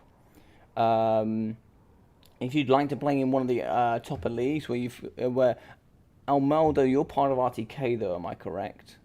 If I'm correct, you're part of RTK. But if you've played a little bit more, like for example, Artisan is in the top bracket. He is part of the Peak Gate Guards. Now he's got some good tournament experience in the WWC, but that's when he started. He started when I started doing the streaming in the WWC. So you'll be able to join in the top league and see how you get on. But if you immediately get promoted, then that is your only chance. But yeah, there should be room for you, Armaldo, if you do want to pop in and have a couple of games. And what happens is you'll have your people within your bracket. You play them in one best of 3. If the game goes 2-1, you get 2 points. Your opponent gets 1, and then we add it up. And then at the end of every week, when the games are done, what I do is I do sort of a hot highlights, if you like. I do like a highlights reel of all of the games on screen. It will flash up with the matchup. Quick 2-minute explanation of what happened in the battle through the best of 3 games, and then I'll do that for sort of everybody. So it should be pretty fine. I am much to the rest of the clans discuss. I imagine not, Mr. Almaldo. I imagine not. But yeah, feel free to sign up, buddy, if you want to. I'll give you, if you go into the Discord, just smash your name under the, just request a short bid status. I'll give it the short bid status, and then we'll get you ready for the leagues. We won't be starting this week, but more than I'll likely starting when I come back. When I come back from... Zero Cost Bill, let's go. Just waiting on Mr. Cowboy Bob. But I'll be more than likely starting when I get back in the following week. So, yeah, I'll keep you guys posted on that as well. And guys, going forward here for the rest of the stream, if you are enjoying what you're seeing here, obviously this is going to be a bit more of a relaxed stream from me. A little bit tired today. I really did work very hard, so I am quite fatigued. But I wanted to put on some content for you guys. As so many today were asking for content.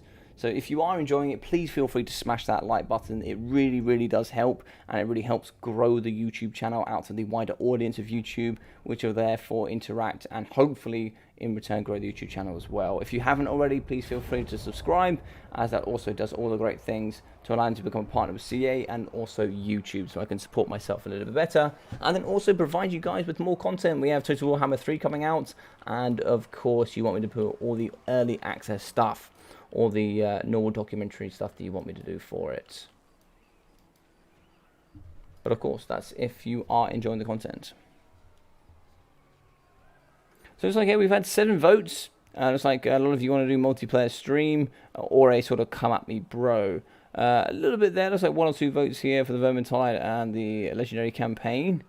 So it looks like we've got a few watching here. So yeah, we're on 7 votes 10 minutes ago. I'll leave it open for a little bit longer if you guys do want to vote there and see what you might want to see tomorrow. So at least I got an idea now. I'll more than likely smash out something on the Discord tomorrow with an at everybody. What would you like, etc. But it's good for me to get an idea now what you might want.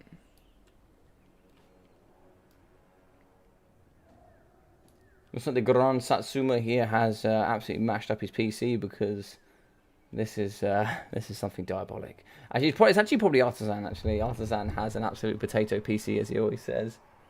That thing is literally powered by vodka. Right, let's move on. So over on this side, we are going to have for the boys the Saphir. We are going to have some questing knights. Missing in was the Defenders of Fleur-de-Lis coming in. Oh, where did they go? Over here. With the nice white knights. They're very good indeed. We are going to have the Knights of the Lion-Hearted. Very good here with their magic lances. We'll also be having questing knights, Knights of the Realm, and also the Defenders of Fleur-de-Lis coming in with the lovely blue and white. These gorgeous things, good anti-infantry, and just very good overall. Mixing in with these sweaty peasant mobs, they're certainly going to be cleaned of all of their misdeeds. We are going to be moving in here with the Fey Devil Paladin yet again. I don't think I'll let Saphir play it again if he does win here, but we'll have 2 units of the Spider Rider Archers. And in the front line, lots of Daka. We are going to have Savage Orc Arrowboys, the Rusty Arrows, Savage Orc Arrowboys, lots of arrows, and lots of good stuff. Werzag as well, missing in the back here with some Goblin Spears, and also coming in with the Savage Orcs as well. Looks like here we are going to be having Werzag on top of his Hog, who will be having Effigy of Der Git, as well as Fisted Gork, Brainbuster, as well as the Gaze of Mork, the Bonewood Staff, and also Squiggly Beast. We are going to have a Night Goblin Shaman here with Vindictive Glare and the Wand of Jet. Gobbos in the front, and lots of gobbos. In the back here, playing it sneaky though for Mr. Cowboy Bob. 3 dire walls, very good indeed with that fear, and very good 95 speed. As we can see, a full push army here from the Longbeards, Hammerers, Longbeards with great weapons. The Norgrim Iron Breakers as well, that actually have Vanguard deployment. Very good indeed. Lots of Longbeards, lots of great weapons, lots of Hammerers, and also the big bad boy himself, Thoric Ironbrow. He is going to come with the Rune of Speed, the Rune of Doom, the Locust of Power, and also the Physical Resistance. In the sky here, we are going to be having the Blood Dragon Vampire Lord here on top of the big Blood Dragon. We'll be having the Heart Piercing, Helm of Discord, Raise the Dead, Invocation of the Heck, the Pestilence Breath, the Curse of the Undeath, and also all of its other good stats, including the Swarm of Flies. Inside here, we'll be having the Vargeist, and it's like probably 2 units of Fellbats, I imagine. Mixing in with some Blood Knights, Zombies, and of course a White King. So very good in general here. Yeah, 2 Blood Knights. Wouldn't mind seeing these be a little bit wider. Really trying to see if they can whip round the sides here, and maybe they can clean up crew. They won't be able to catch the Forest Goblin Spider Riders. Good poison, 78 speed. They already outspeed anyway. Charge bonus shouldn't come into effect with poison on top as well. So it could be very interesting to catch. If they do fight here up against the Questing Knights, could be quite difficult for them. They should win there pretty comfortably, but they'll certainly take a punching back, that's for sure. Knights of the Lion-Hearted will need to stay away from that engagement. Knights of the Realm, and yeah, Knights of the Realm could do well. Maybe the Knights of the Lion-Hearted actually might do not too bad. Questing Knights and Knights of the Lion-Hearted with the Knights of the Realm are going to be your 3 key tools to take care of them for sure. Super wide forces here, so we're looking at 2,200 here from the boys in green and blue and red, and in the side of the blue and black and red we are going to be having 1,100. So over double. Or actually not quite over double, but nearly over double. Very interesting.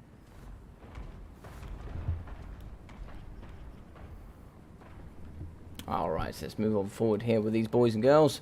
We are going to be seeing the Blood Knights, so those are the Blood Knights are going to be around the flanks. Oh, it's only 70 speed. I don't know what it is, but I feel like they should be 75, but they're just not. But a lot of the cavalry, or at least the heavy cavalry from the Warhammer 1 faction, seem a lot slower than the heavy cavalry from the rest of the factions. So if you take High Elves, for example, 78 speed here for their elite cavalry. Whilst if you take Blood Knights, or you take like Empire Knights, 66 speed. It's pretty slow actually in comparison. The only fast cavalry here is actually going to be like Questing Knights, etc. 75 speed in general for most of the heavy armored Bretonnian cavalry. And otherwise it's going to suffer in general. Good luck, have fun from both sides. Awesome, love to see that. Shots are going to go in the front here up against the Hammerers. It's like here we have Savage Orc Arrow Boys. Going to be doing some good damage here. Charge coming in from the Blood Knights. Gobbo's going to be intercepting the Longbeards, waiting to get that Rune of Doom off. Blasting charge is probably going to smash straight through those Gobbos. Vargheist coming straight over the top, trying to see if they can get in the back and shut down this Daka line. So we have a Brain Buster here in the front, smashing into the Blood Knights. Charge here from the defenders of Fleur de Lis. They're going to be certainly slamming, wipe these manlings. But they're going to be smashing straight into the Blood Knights. Now over here on the right hand side, Longbeards will be fighting up against Gobbos.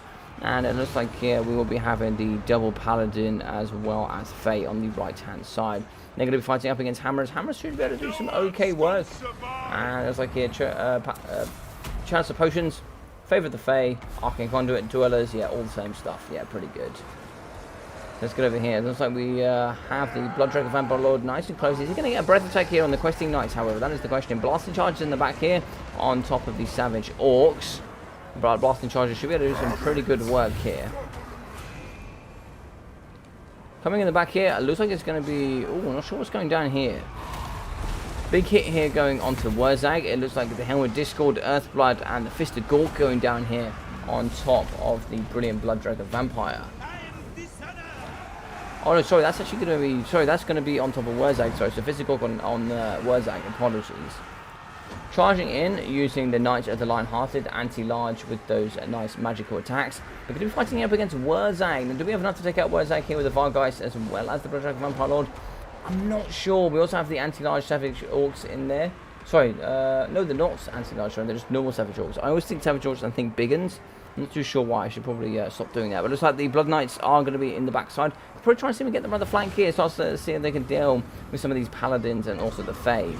I think it's going to be a no, it's going to be an explosion over here. A nice brain buster here up against the Longbeards.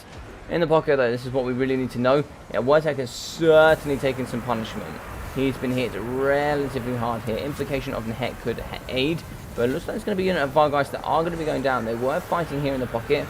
We're trying to pull out is going to be the Blood Dragon Vampire Lord.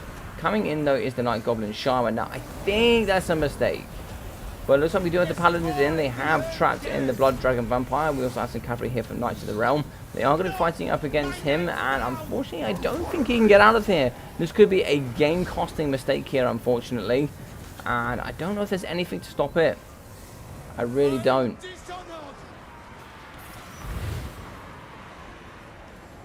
Looks like you're going to be losing some Vargheist. Looks like you will be using the Blood Dragon Vampire Lord as well. If we had Rune of Doom, that'd be very good to go down here. I'm not too sure. Looks like Invocation of Nehek is going to go down for an overcasted area of effect as well. -1 leadership, it is going to be breaking.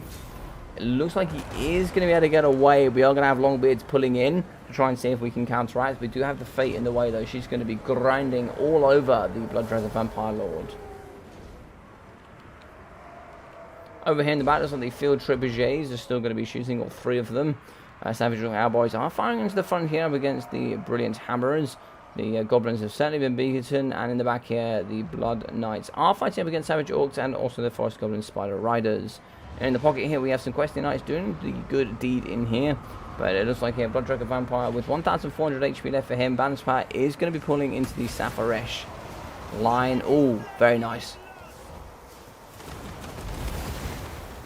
Dear God, that's so much damage. Negative 37 leadership. That will more than likely be him going down. Another one as well after the Wand of Jet. That all of them are going to smash into his flank. That is him done. Goodbye, good night. Thank you for playing. Awesome stuff there. So what, for those that might not have understood what just happened, we had the Night Goblin Shaman. He had a Vindictive Glare, used it and then popped it. Pop onto Jet and immediately back onto Vindictive Glare. It looks like there as well. We also utilized the spells from Wurzag, where he had the Gaze of Mork. So Gaze of Mork into a Vindictive Glare and then smashed on top as well. Now we really need an Invocation of Nehek. If we don't get that Invocation, we could be in serious problems. I don't know if we're going to get it though. We might get it. If we can get it, we might be able to save the game. No, and he is going to go down. He is going to go down. That is a shame.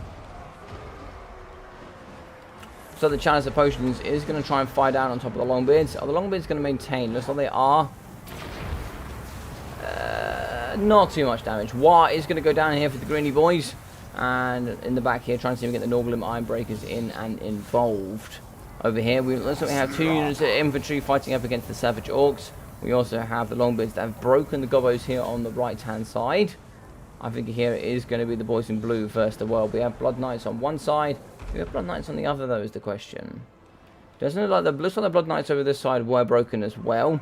So it's going to be Blood Knights here. Maybe trying to see if they can fire up against Wurzag. Looks like Hammers and also Longbeards going to be doing the same over here as well. Charges and consistent charges coming in. Rune of Doom on the Blood Knights. That's where you need to get them in. You certainly need to get them doing the business in there for sure.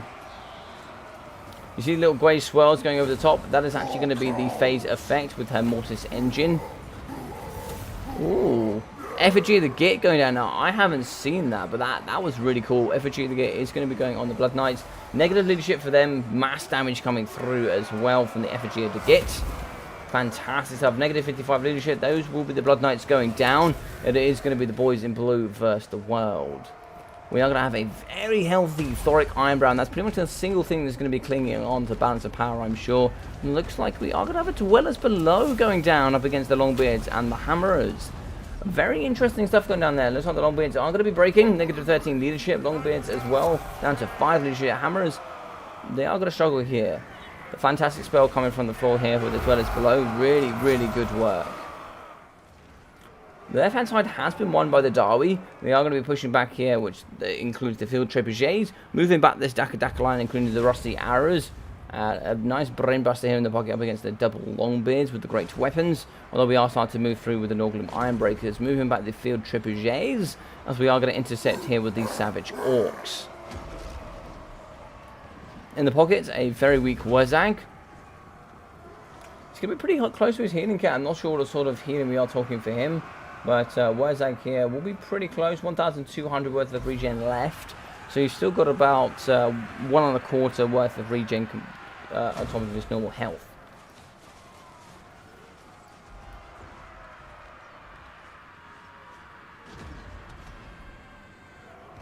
Knights of the Realm here still going pretty damn strong. Knights of the Realm, I really like them. So the Knights of the Lionhearted, the RR Knights of the Realm are just an awesome unit. I don't see them used particularly often, but when I do see them used, they're so cool. Because I think they also come with Fear. Yes, they do come with Fear. It's really nice to see them. It really is. Balance of power is super close here. I think we're going to be, yeah, Thoric Ironbrow is that healthy. It will be army losses here. And GG's, well played. How are we doing, Longpool Dupree? 2v2s are always a fun switch up. Definitely enjoy the grand battles as a spectacular, rather than the hyper-competitive meta stuff. Awesome, dude. I'm really glad to hear that you're enjoying it. I really am. I'm glad to hear that it's a nice switch up. Yeah, indeed. Alright, so for Thoric Ironbrow, we are going to have a 2,500 damage value. Epic stuff from him.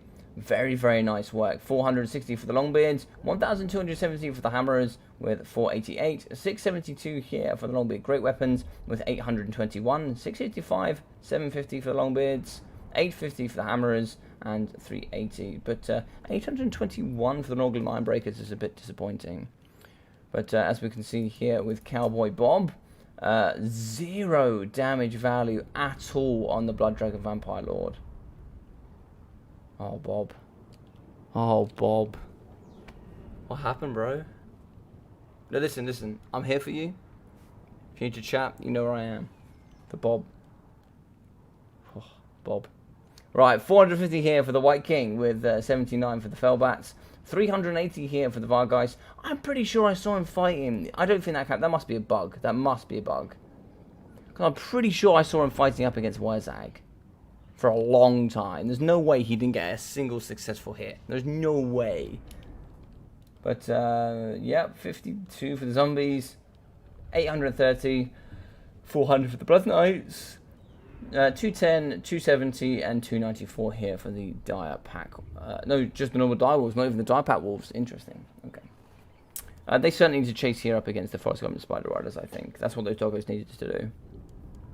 As you can see here, for the Grandmaster Satsuma, we will have 1.3 and 430 for the Night Goblin Shaman.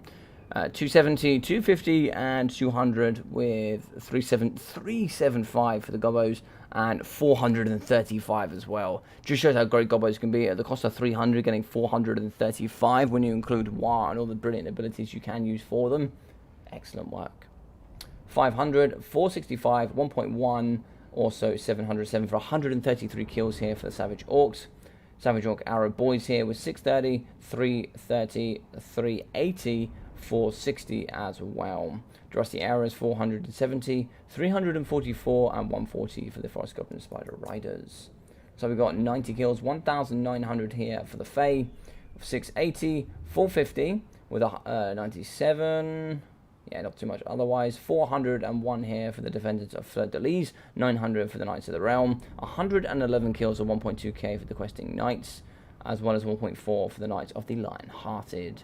1.16, 260, and 320 here for the Field Trebuchets.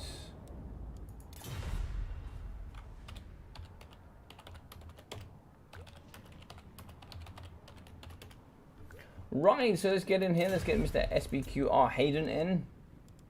See where he is.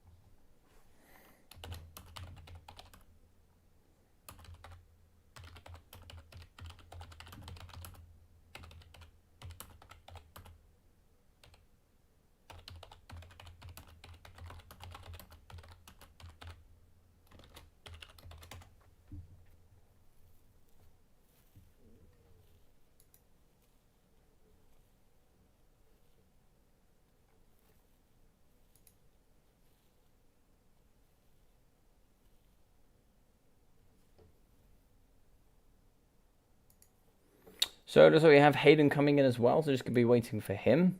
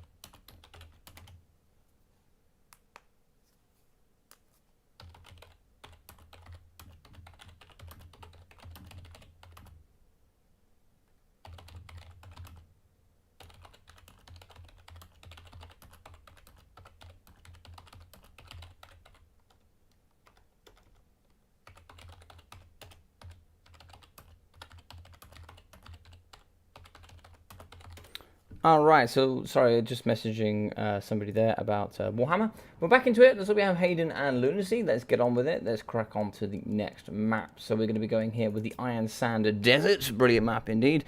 Evening, Mr. Subnova. How are you, sir? Really love to see you here today. How are you? So, looks like here, in general, it looks like we have Legendary Campaign at 20% with the 16 votes. 44% for the multiplayer stream.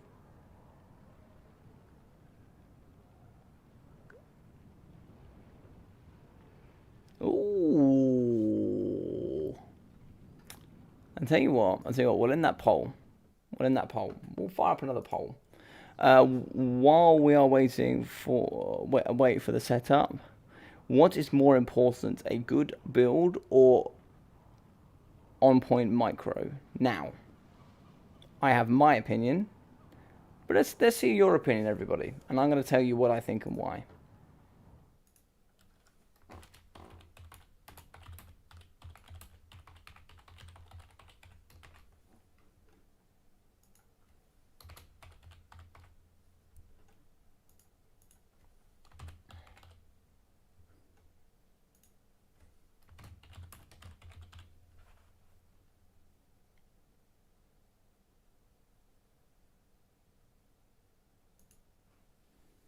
Alright, there we go. So I put the vote up so you guys can see. I'll give that a minute, Mr. Subnova. I'll tell you what, we'll have a chat as well. So I'll be interested to see. I'll leave it go for 1 minute. See what kind of votes we get in here. And then we'll have a little chat. So one person thinks it's going to be armies. That's interesting. By the way, all of these are anonymous. I don't know who says what. I don't know what you vote. So go ahead, knock yourself out, throw yourself in there. And if you're not sure, just say you're not sure. You know, for some things, I'd certainly say I'm not sure because I don't know. And that's also fine as well. That's no problem. At least that means I know that, you know, a couple of people said they don't know, which is fine. I have my opinions. I'm not going to change my opinion, by the way. I'll tell you what my opinion is, whether the community here agrees with it or not.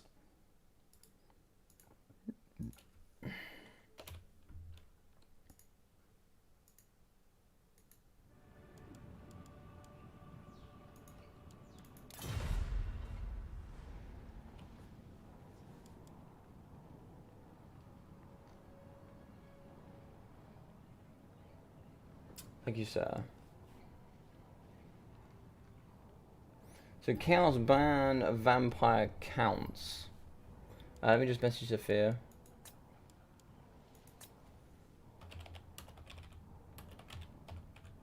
Oh, we'll see what Sophia picks first. See if Sophia. Just try and see if he doesn't go Bretonia again, maybe. They can be wrong. Big fan of seeing Sophia with Bretonia, but oh, we got a 40-40-20 here. Okie dokie. Yeah, as I said, for all the polls I threw up, all of it is anonymous. Like nobody will know who's picked what, and even I don't know. I have no idea who selected what element. So just so you know,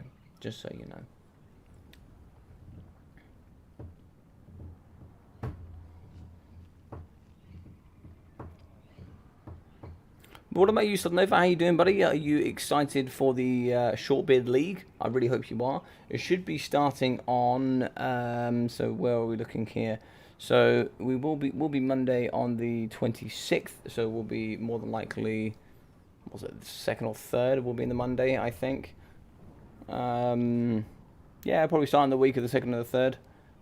Starting with the Shortbeard League, which should be pretty fun. Got some new players coming in as well, which is really, really nice. A lot of people have jumped in and around, which is super fun. Super fun.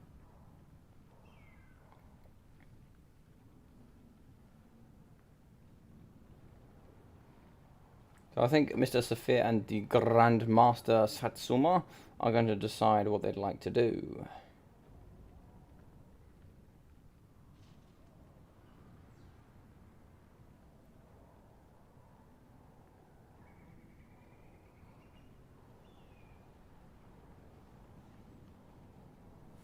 The Shortbeard League is exciting.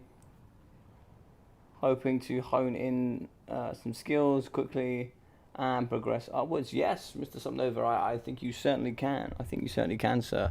and that is it. That's exactly why the league has been created, right? So obviously the Fresh Recruit League has unfortunately not been active. So I thought perhaps let's try and see if we can rekindle that flame and see if we can get some of you guys in the community that haven't had as much experience playing in a tournament that's a little bit more catered to newer players, where you're not playing the Grandmaster Satsuma or Sophia, because they would certainly wipe the floor with me, and everybody like me. So.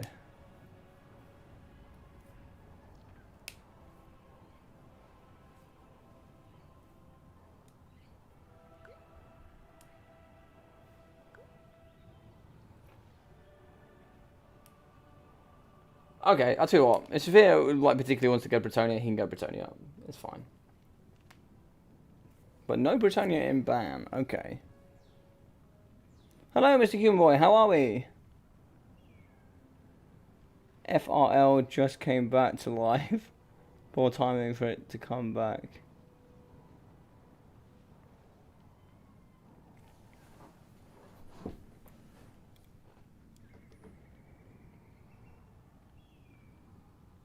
What's FRL? Just came back to life.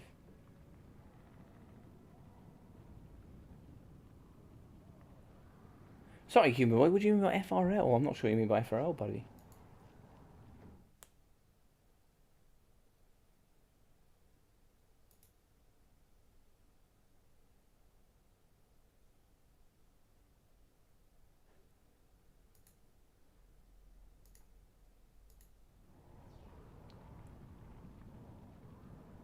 Oh, no way, did it really?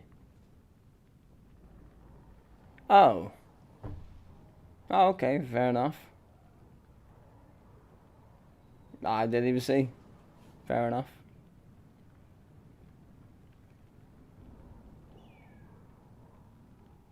This is the real human being, by the way, Armaldo. It's not a human boy, yes, it's the real human being. He loves that. Howdy, howdy.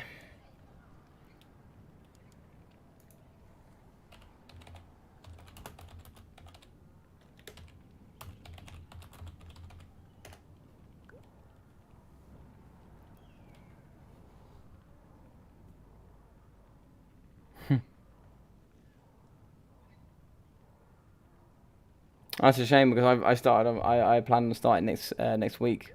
I mean, I'm going to be doing a league, right? So it should be interesting. Hey, Benji, how you doing, buddy? Short beard's still better. I'd love to think so. So for those guys that do not know Mr. Human Boy, he is an excellent, fantastically brilliant caster here in the Warhammer community. Fantastic guy here from the States.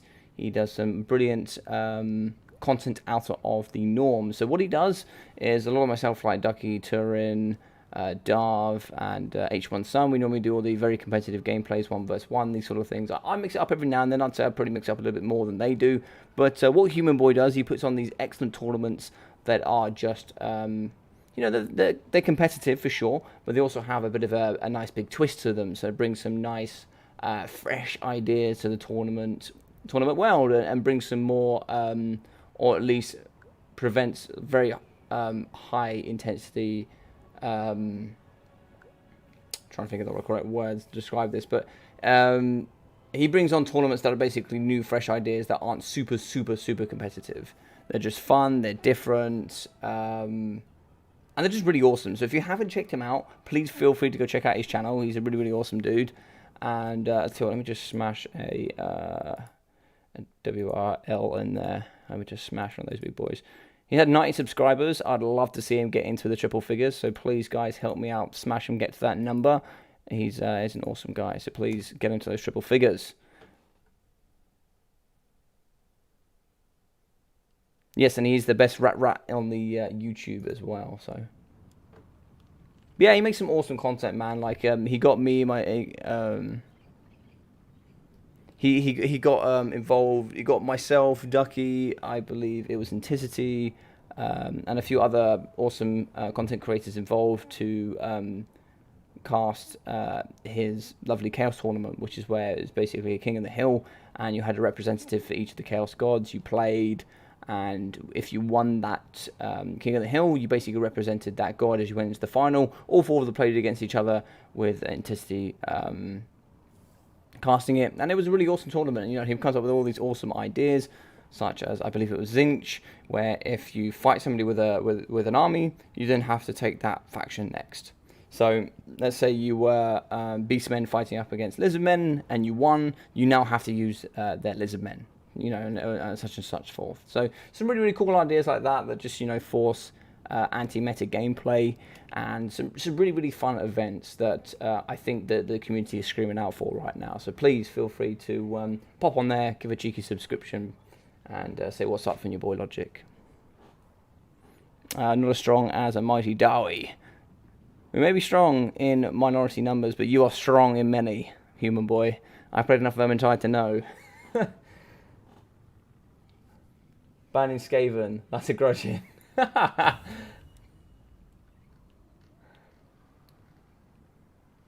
Alright, let's have a look here. Oh, Lizards ban Skaven. Okay, yeah. Skaven's an interesting one. Chaos generally do pretty well up against Skaven. But obviously Skaven do pretty well up against Hayden's build.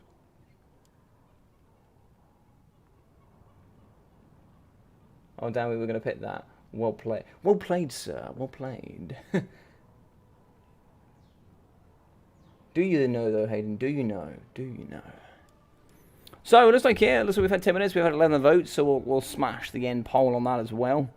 Hello. I'm sleepwalking, I guess, at such time. Yeah, no problem, dude. I'm just glad to see you here, Caradoc. So, another awesome guy from the VM community.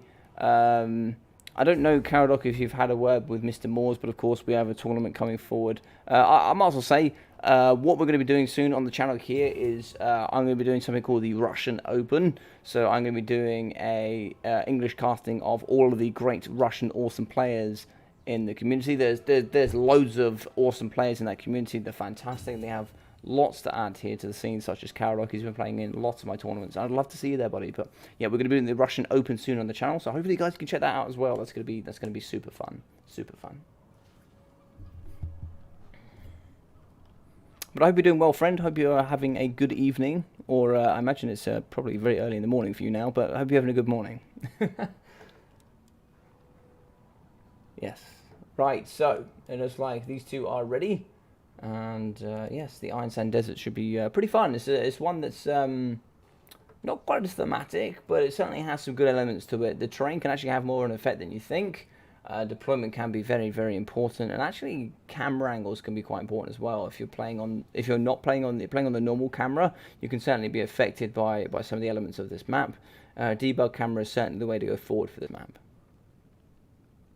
But so let's talk about this. We talked about micro or composition for builds. Now, what is more important? Now, the vote here looks like it was micro, army, and then some were not sure, which is absolutely fine.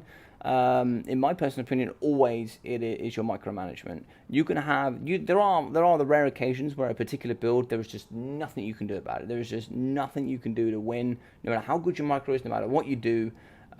Just sometimes you cannot win. You just don't have the tool tips to do the best you can, and I hear it for the first time. I will speak to Moores though. Sounds interesting. Yes, Caradoc. It's going to be a tournament coming forward. Hopefully, Moores will be sharing it with you guys very soon.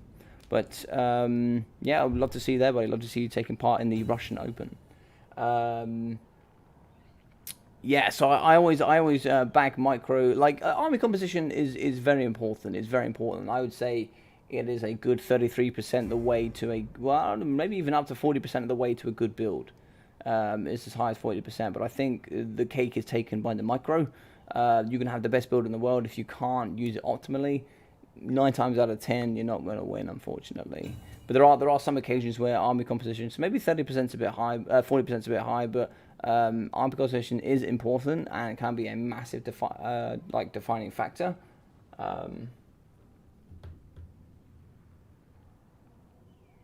I'll take a look at it in a minute, buddy. I don't want to release it on the stream just yet, but I'll take a look in a second.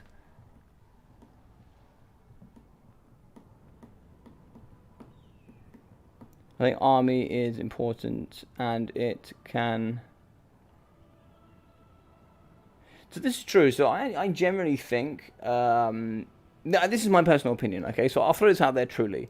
I think the higher in the game you go, the less army composition is important. And this is my rationale. When you get to the higher level of the game, most people know what you should and shouldn't bring.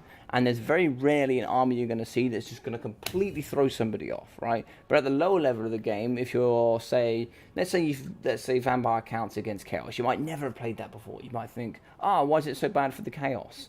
You know, when you realise that they don't have any anti-air, they can't deal with a lot of the elements that they bring with the vampire counts. You might not be familiar with these kind of things, so build composition, or for example, wood elves against vampire counts. Air cheese is the particular way to go. You go lots of hawk riders in the sky, and just vampire counts have no range. You shoot the bats, and you just shoot all the lords and heroes on the floor, and you pretty much win doing that. And it's pretty hard. And if you've not played that matchup, and you don't understand that army composition, then I think generally at the lower tier, army composition is way more important. Having an understanding of what you need to bring first before you play is just as important as micro in the game. But as you go further up the ranks, it becomes less important because most people know what you roughly should be bringing at that point, and then it all comes down to micro. It all comes down to who can play the best with the army composition they've taken. Yeah, but that's my personal opinion. Also, I guess there is moving, regrouping, that can win games. Oh, thanks, buddy. Yeah, I think in general that's, yeah. Benji saw my lovely, nice blob with the purple sun there. That was against, who was that against? That was against Dr. Jellyfish, I believe, Mr. Benji, when I did the purple sun on the triple, Caradoc would love this, actually. I did a, I'd noticed that the Spider Riders and the Morgos Mangi Marauders were kiting my... We did a tournament where me and Humor Boy went up against each other. We each only got one Lord, and then the people next to us in the 2v2, they got a full army. I had Purple Sun with my Lord in the sky with 110 speed, with Azag the Slaughterer, and the Skirmish Cavalry was on skirmish mode and following my Lord shooting. So I noticed, it's just following me. And when I went back to them to go intercept them, they ran away from me again. So I thought, that's a cheeky Purple Sun away from demise here on the edge of the map. So I sneakily pushed them towards the edge of the map, Purple Sun them, and just chased them off. It was quite funny, actually. Yeah, quite funny to watch. But it's better to train good builds and micro at once. Indeed, my friend, indeed. I think sometimes in the very beginning of the game, going hardcore into the into the builds and into the army composition is really important. So you have an understanding of what you should bring and what you should essentially want to do with that army. Like, for example, you can know what to bring, but you need to know why you want to bring it. If you don't know why you're bringing it, there's no point bringing it in the first place. So having that knowledge there in the back of your mind, watching some of these streams, watching some of the big players like Satsuma in here as well, the two boys on the right here, very good indeed, Safaresh, and just learning that there can be very nice. And then on top of that, the practice of those key elements and the fundamentals of the game is where it becomes more and more important. Microsoft's army composition doesn't work for me. It's hand-in-hand relationship. Of course, Benji, of course, I certainly agree with that. But of course, the topic of conversation was brought up, which would you prefer? And essentially the question is hard to answer because they do go hand-in-hand. 100%, I agree with that. But as I said, if you had to say what's their relationship is the better the player becomes, the less you need to worry about army composition. Because in general, you should be knowing what you're doing as you're going up the ranks. So actually, micro is more important. But down the lower end, focusing more on army composition at that point is important. Because if you're not bringing the right army in the first place, sometimes no matter how good your army micro is, it sometimes doesn't matter. Like for example, we said with the air cheese for the wood elves up against vampire counts. If you don't know to bring that, then you don't know that you can use that. Or at least those abilities. So, for Saphir, we are going to have the Fey Double Paladin again, keeping it original here. Not changed for sure. With Peasant Pox arrows in the back here with some peasant mobs, quite a few of these peasant boys. We're also going to be having the Knights Errands, Knights of the Realm, Knights of the Realm, Knights of the Realm, and Knights of the Realm. So lots of Knights of the Realm there. We're also going to be having Thunderers in the back, 1-2 units. We're also going to have the Dragonback Slayers, Dwarf Warriors. Dwarf Warriors are great weapons, great weapons. Miners of blasting charges, yeah, lots of them. And miners also have that good armor piercing as well, 17 armor piercing per model, which is pretty good considering the unit that only cost 425. Double peasant pox arrows in the back, double cannons as well here for the Dawi, and it looks like the lord here will be Thoric Ironbrow. Thoric is probably one of the most powerful lords when it comes to 2v2, just because of the Rune of Doom, also Thoric's Rune Armor, as well as the Rune of Speed, and the Rune of Slowness. Master Rune of the Ancient Law, very good indeed, if you do engage him in melee. You can also have here the Forged Fire, which is quite interesting, and the Locus of Power. I don't know if I agree with the Forged Fire, but if you're going to have him engaged in melee, you can also make things as well, so, you know, all goes hand in hand here. So, for the boys here, the Lizard Men indeed, we're going to have the Red Crested Skinks, mixing it in here with the Bastillodon Arc of Sotek, certainly getting more picks here in the current meta. More Skinky Boys, looks like 1, 2, 3, 4 Skinky Boys with the double Arc of Sotek, coming in with that nice Poison and Vortex spell, the Arc of Sotek. For the Chaos here, we are going to be having the Chaos Marauders Great Weapons, lots of great weapons here in the front.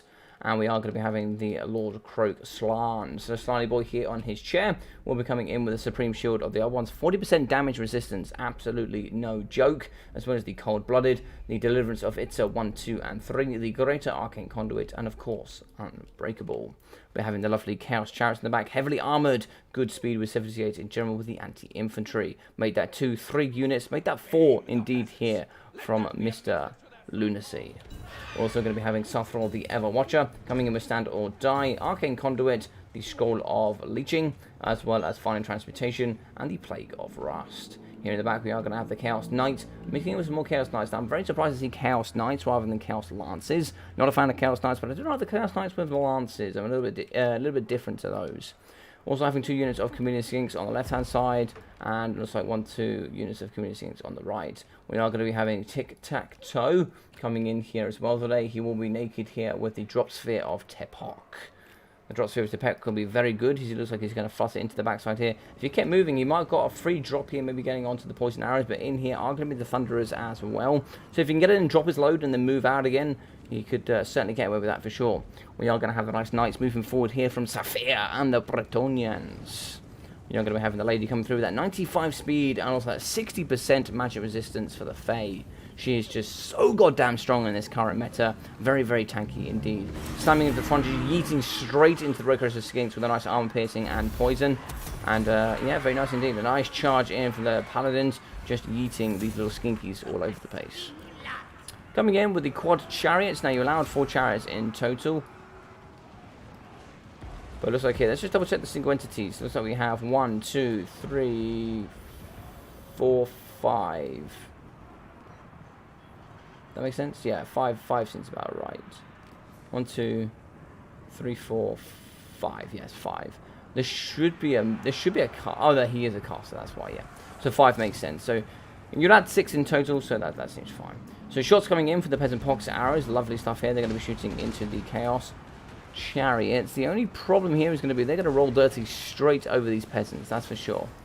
Blasting charges are getting absolutely yeeted here at these Chaos Chariots. Blasting charges certainly need to fire at the front line here against the Celtic Marauder Great Weapons, but that's certainly going to be missed out on that pocket. Looks like here in the front, the Red Crested Skinks, and with Lunacy popping in here with the lovely Chaos as well. We are going to be having the Chameleon Skinks in the back, just poking there with that poison, just really aiding that front line engagement. Peasants here fighting up with their very lovely Dawi brethren up against the Lizard Men and the very scary Suthrol the Ever Chicken Watcher. In the back here, Thoric being the absolute G he is. Good luck, have fun, brilliant stuff. He's going to be just rolling dirty here on his anvil, coming through with the Dragonback Slayers. I really don't know what that was. Oh, that's the Rune of Doom going down. Fantastic. Rune of Doom in the back, giving that plus 24 melee attack. Slayer's going to be nice and close. Could they push here into the back and start taking care of these chariots? Looks like nice and close though. It's going to be nice to roam. Anti-large, very good. Plus 24 melee attack for the Rune of Doom as well. Looks like it's going to wear off. Wasn't quite utilised to its maximum, I don't think. Looks like a Dwellers Below is unfortunately going to pop here. Not going to be gaining too much in this area. Might be able to damage some of it around as well. Looks like some of it is going to be getting affected. Looks like the Chalice of Potions is also going to drop in this. Chalice of Potions is a lovely spell here. And coming down here really nicely. Just slamming straight here into the Chaos Chariots. Fantastic stuff. Moving forward, looks like we do actually have the Deliverance man himself, a Lord Croak, man that is able to move mountains, regenerate stars here into the face of frogs, and he does that there for fun, opening up rifts, just throwing in Skaven and just cackling as he does on his little toilet chair. Moving in, cannons to the face though, he's certainly going to be taking that like a champ, down to half health already, and he's certainly going to move away from that. So a Deliverance of Itzel coming here on the end part of the miners. Fantastic spell here in the game. Really love the Deliverance. That's going to be exploding, doing some really good damage here up against the miners. Not as much as you would have thought, but a very nice Supreme Shield of the Old One's going to be protecting here up against Lunacy's chariots. So we have the Boy of Terror in the background as well, trying to fight up against the Knight's Errand. They are going to be anti-large. Doing some pretty good work. We do have the Paladin in as well. No move to psychology for him, but he's certainly going to be doing some good anti-large damage here up against the Chicken Lord himself. Chicken Lord does have no regeneration here, so getting him broken can be pretty painful indeed. Looks like here the rune of slowness going down on him, so he'll certainly fall here in a matter of seconds. Really unfortunate here to see Lunacy South of the Everwatcher going down. Really nice synergy here between Saphir and also Mr. Satsuma. Guns in the back here, ready to turn and burn. It looks like here Lord Croak did go down in the toilet chair. He is going to be just... oh, does he just die? Oh, so he's the only Slan that just dies. Okay, that's very interesting. It looks like here we are going to be having the Bastiladon Arc of Sotek. Pushing him up against the Blasting Charges. I'm going to try and see if we get that spell going down as well. There we go. You're going to have that lovely new Arc of Sotek. As you can see here, there's a very nice Vortex ability coming in with that imbued poison and damage here over time up against the minus with Blasting Charges. Looks like here we have the very powerful triple core here of the Fae and the double Paladin. Just rolling dirty here in this pocket. Shots coming down here from the Thunderers. Really ripping it in and doing some good damage. By the way, I had an interesting argument with Legion about the Brett position after the patch. What do you think? I think they struggle a bit. I don't think their position's changed. This story about Purple Sun sounds scary. For 1.5k gold that was spent on skirmishes from your opponent. Yeah, I smashed, I think it was 4 units, so it was about 1.3k of damage value, which was really nice. And maybe more than that, actually, maybe more than that. Yeah, so probably about 1.5, 1.6, yeah, you're right, yeah. Faye Hero Blob still... Yeah, I actually think Faye got buffs. I don't think she actually got any negatives in the current patch. Anyway, we'll go through this and then we'll discuss that. You can see Tic-Tac-Toe coming in with 900 damage value. Looks like Croaky getting 580, 370, 260, 360, and 120 here for the Red-Crested Skinks. Not saying the ROR is pretty strange here, but 217 with 306 here for the Chameleon Stalkers, as well as 28 and 36 here for the Chameleon Skinks. Not sure what happened with those, Hayden, but yeah, it looks like 570 and 650 for the Bastiladon Arc of Sotek. And for people with Lunacy, we got 1,400 for Sulfur the Everwatcher, 280, 220, 230, 300 here for the lovely Chaos Marauders with great weapons, 450, 600, 370, and 100 here for the Chaos Chariots. Here for the Chaos Knights, 460 and 635 for these bad boys, doing some pretty good work overall, but I think a Lifeslan here would have been a little bit better than the meme Lord Croak. But for the Grandmaster Satsuma, 350 here for the Thoric Ironbrow, 180, 300, 320, 330, and also 65 for the Miners with Blasting Charges, 550, 400, and 500 for the Dwarf Warriors with Great Weapons, 1,200 for the Dragonback Slayers, 1,150, 305 for the Thunderers, with 1.5 and 1.4 for the Cannons.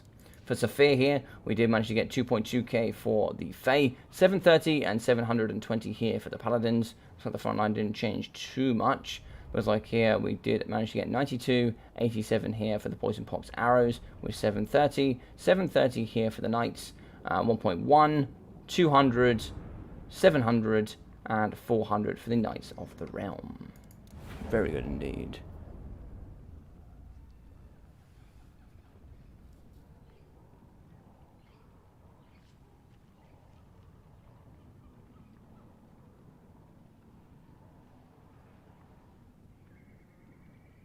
I love it. Were those the last opponents? I can double check for you, Mr. Vicious Satsuma. We'll have a little look here and see what's going to happen. If it is the end, it is the end. But it'd be nice to see if we could maybe get 1 or 2 more in. Let's have a little look here. So it would appear that we've run out of the list that I currently had. However, if anybody does anybody here fancy playing a game or two?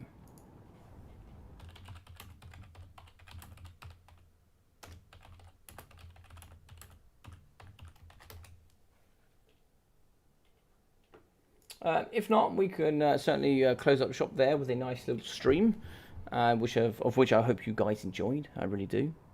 But yeah, we'll move on to your question. They didn't reduce the cost of poison archers. Yes, I think they tried to balance the poison archers. You know, they got nerfed a little bit, of course. I think in general they haven't changed too much. Greenskins got nerfed, which is one of the strong elements against them. Lizardmen also got nerfed as well. I think a little bit harder than the Bretonians did, for sure. They got some frenzy changes, which were quite nice for them.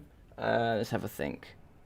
I think overall their current meta standing still puts them in the S tier. I still think they're a very strong faction overall, and I've seen them do some really nice things still in the current meta. And I think once things are balanced out from the chariot splash damage, and once they're balanced out here for some of the AoE damage effect as well, you know, taking in like overcast nets or things like final transmutation that just does damage outside of the perimeter circle.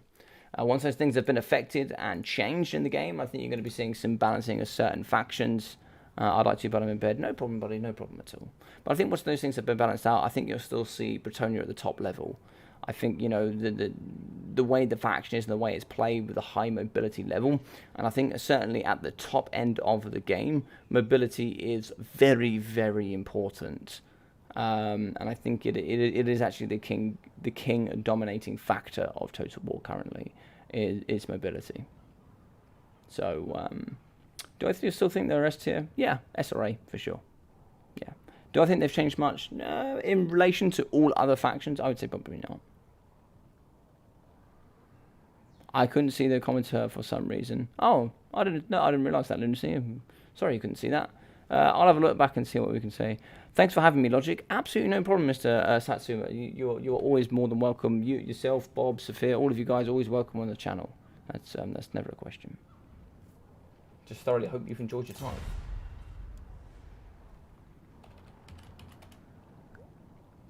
I think it would be more likely seem that we're going to be coming at a natural end here to the 2v2 King of the Hill. So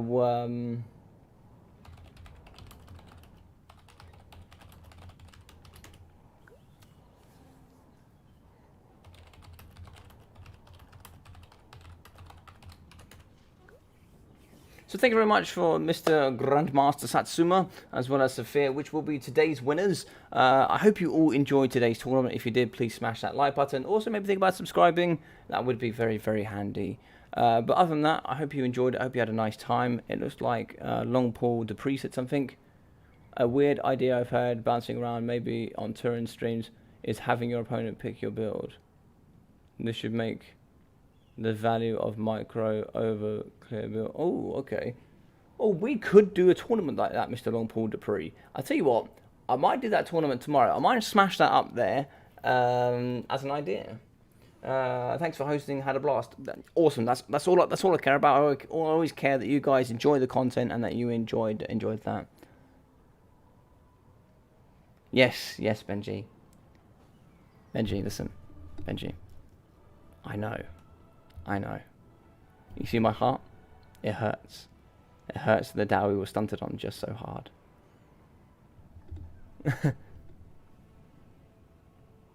Yes, the True Lions indeed, Mr. Lunacy. And Mr. Lunacy, we have some big tournaments coming forward, so I'll have to have a chat with you at some point. But anyway, guys, thank you very much for all of your fantastic support as always. Take care of yourself during these times. If you ever need me, just a message away. Please feel free to send me a message. Other than that, take care. I'll see you all very, very soon. Thanks for seeing Logic. No problem, Glenn. You take care of yourself, buddy.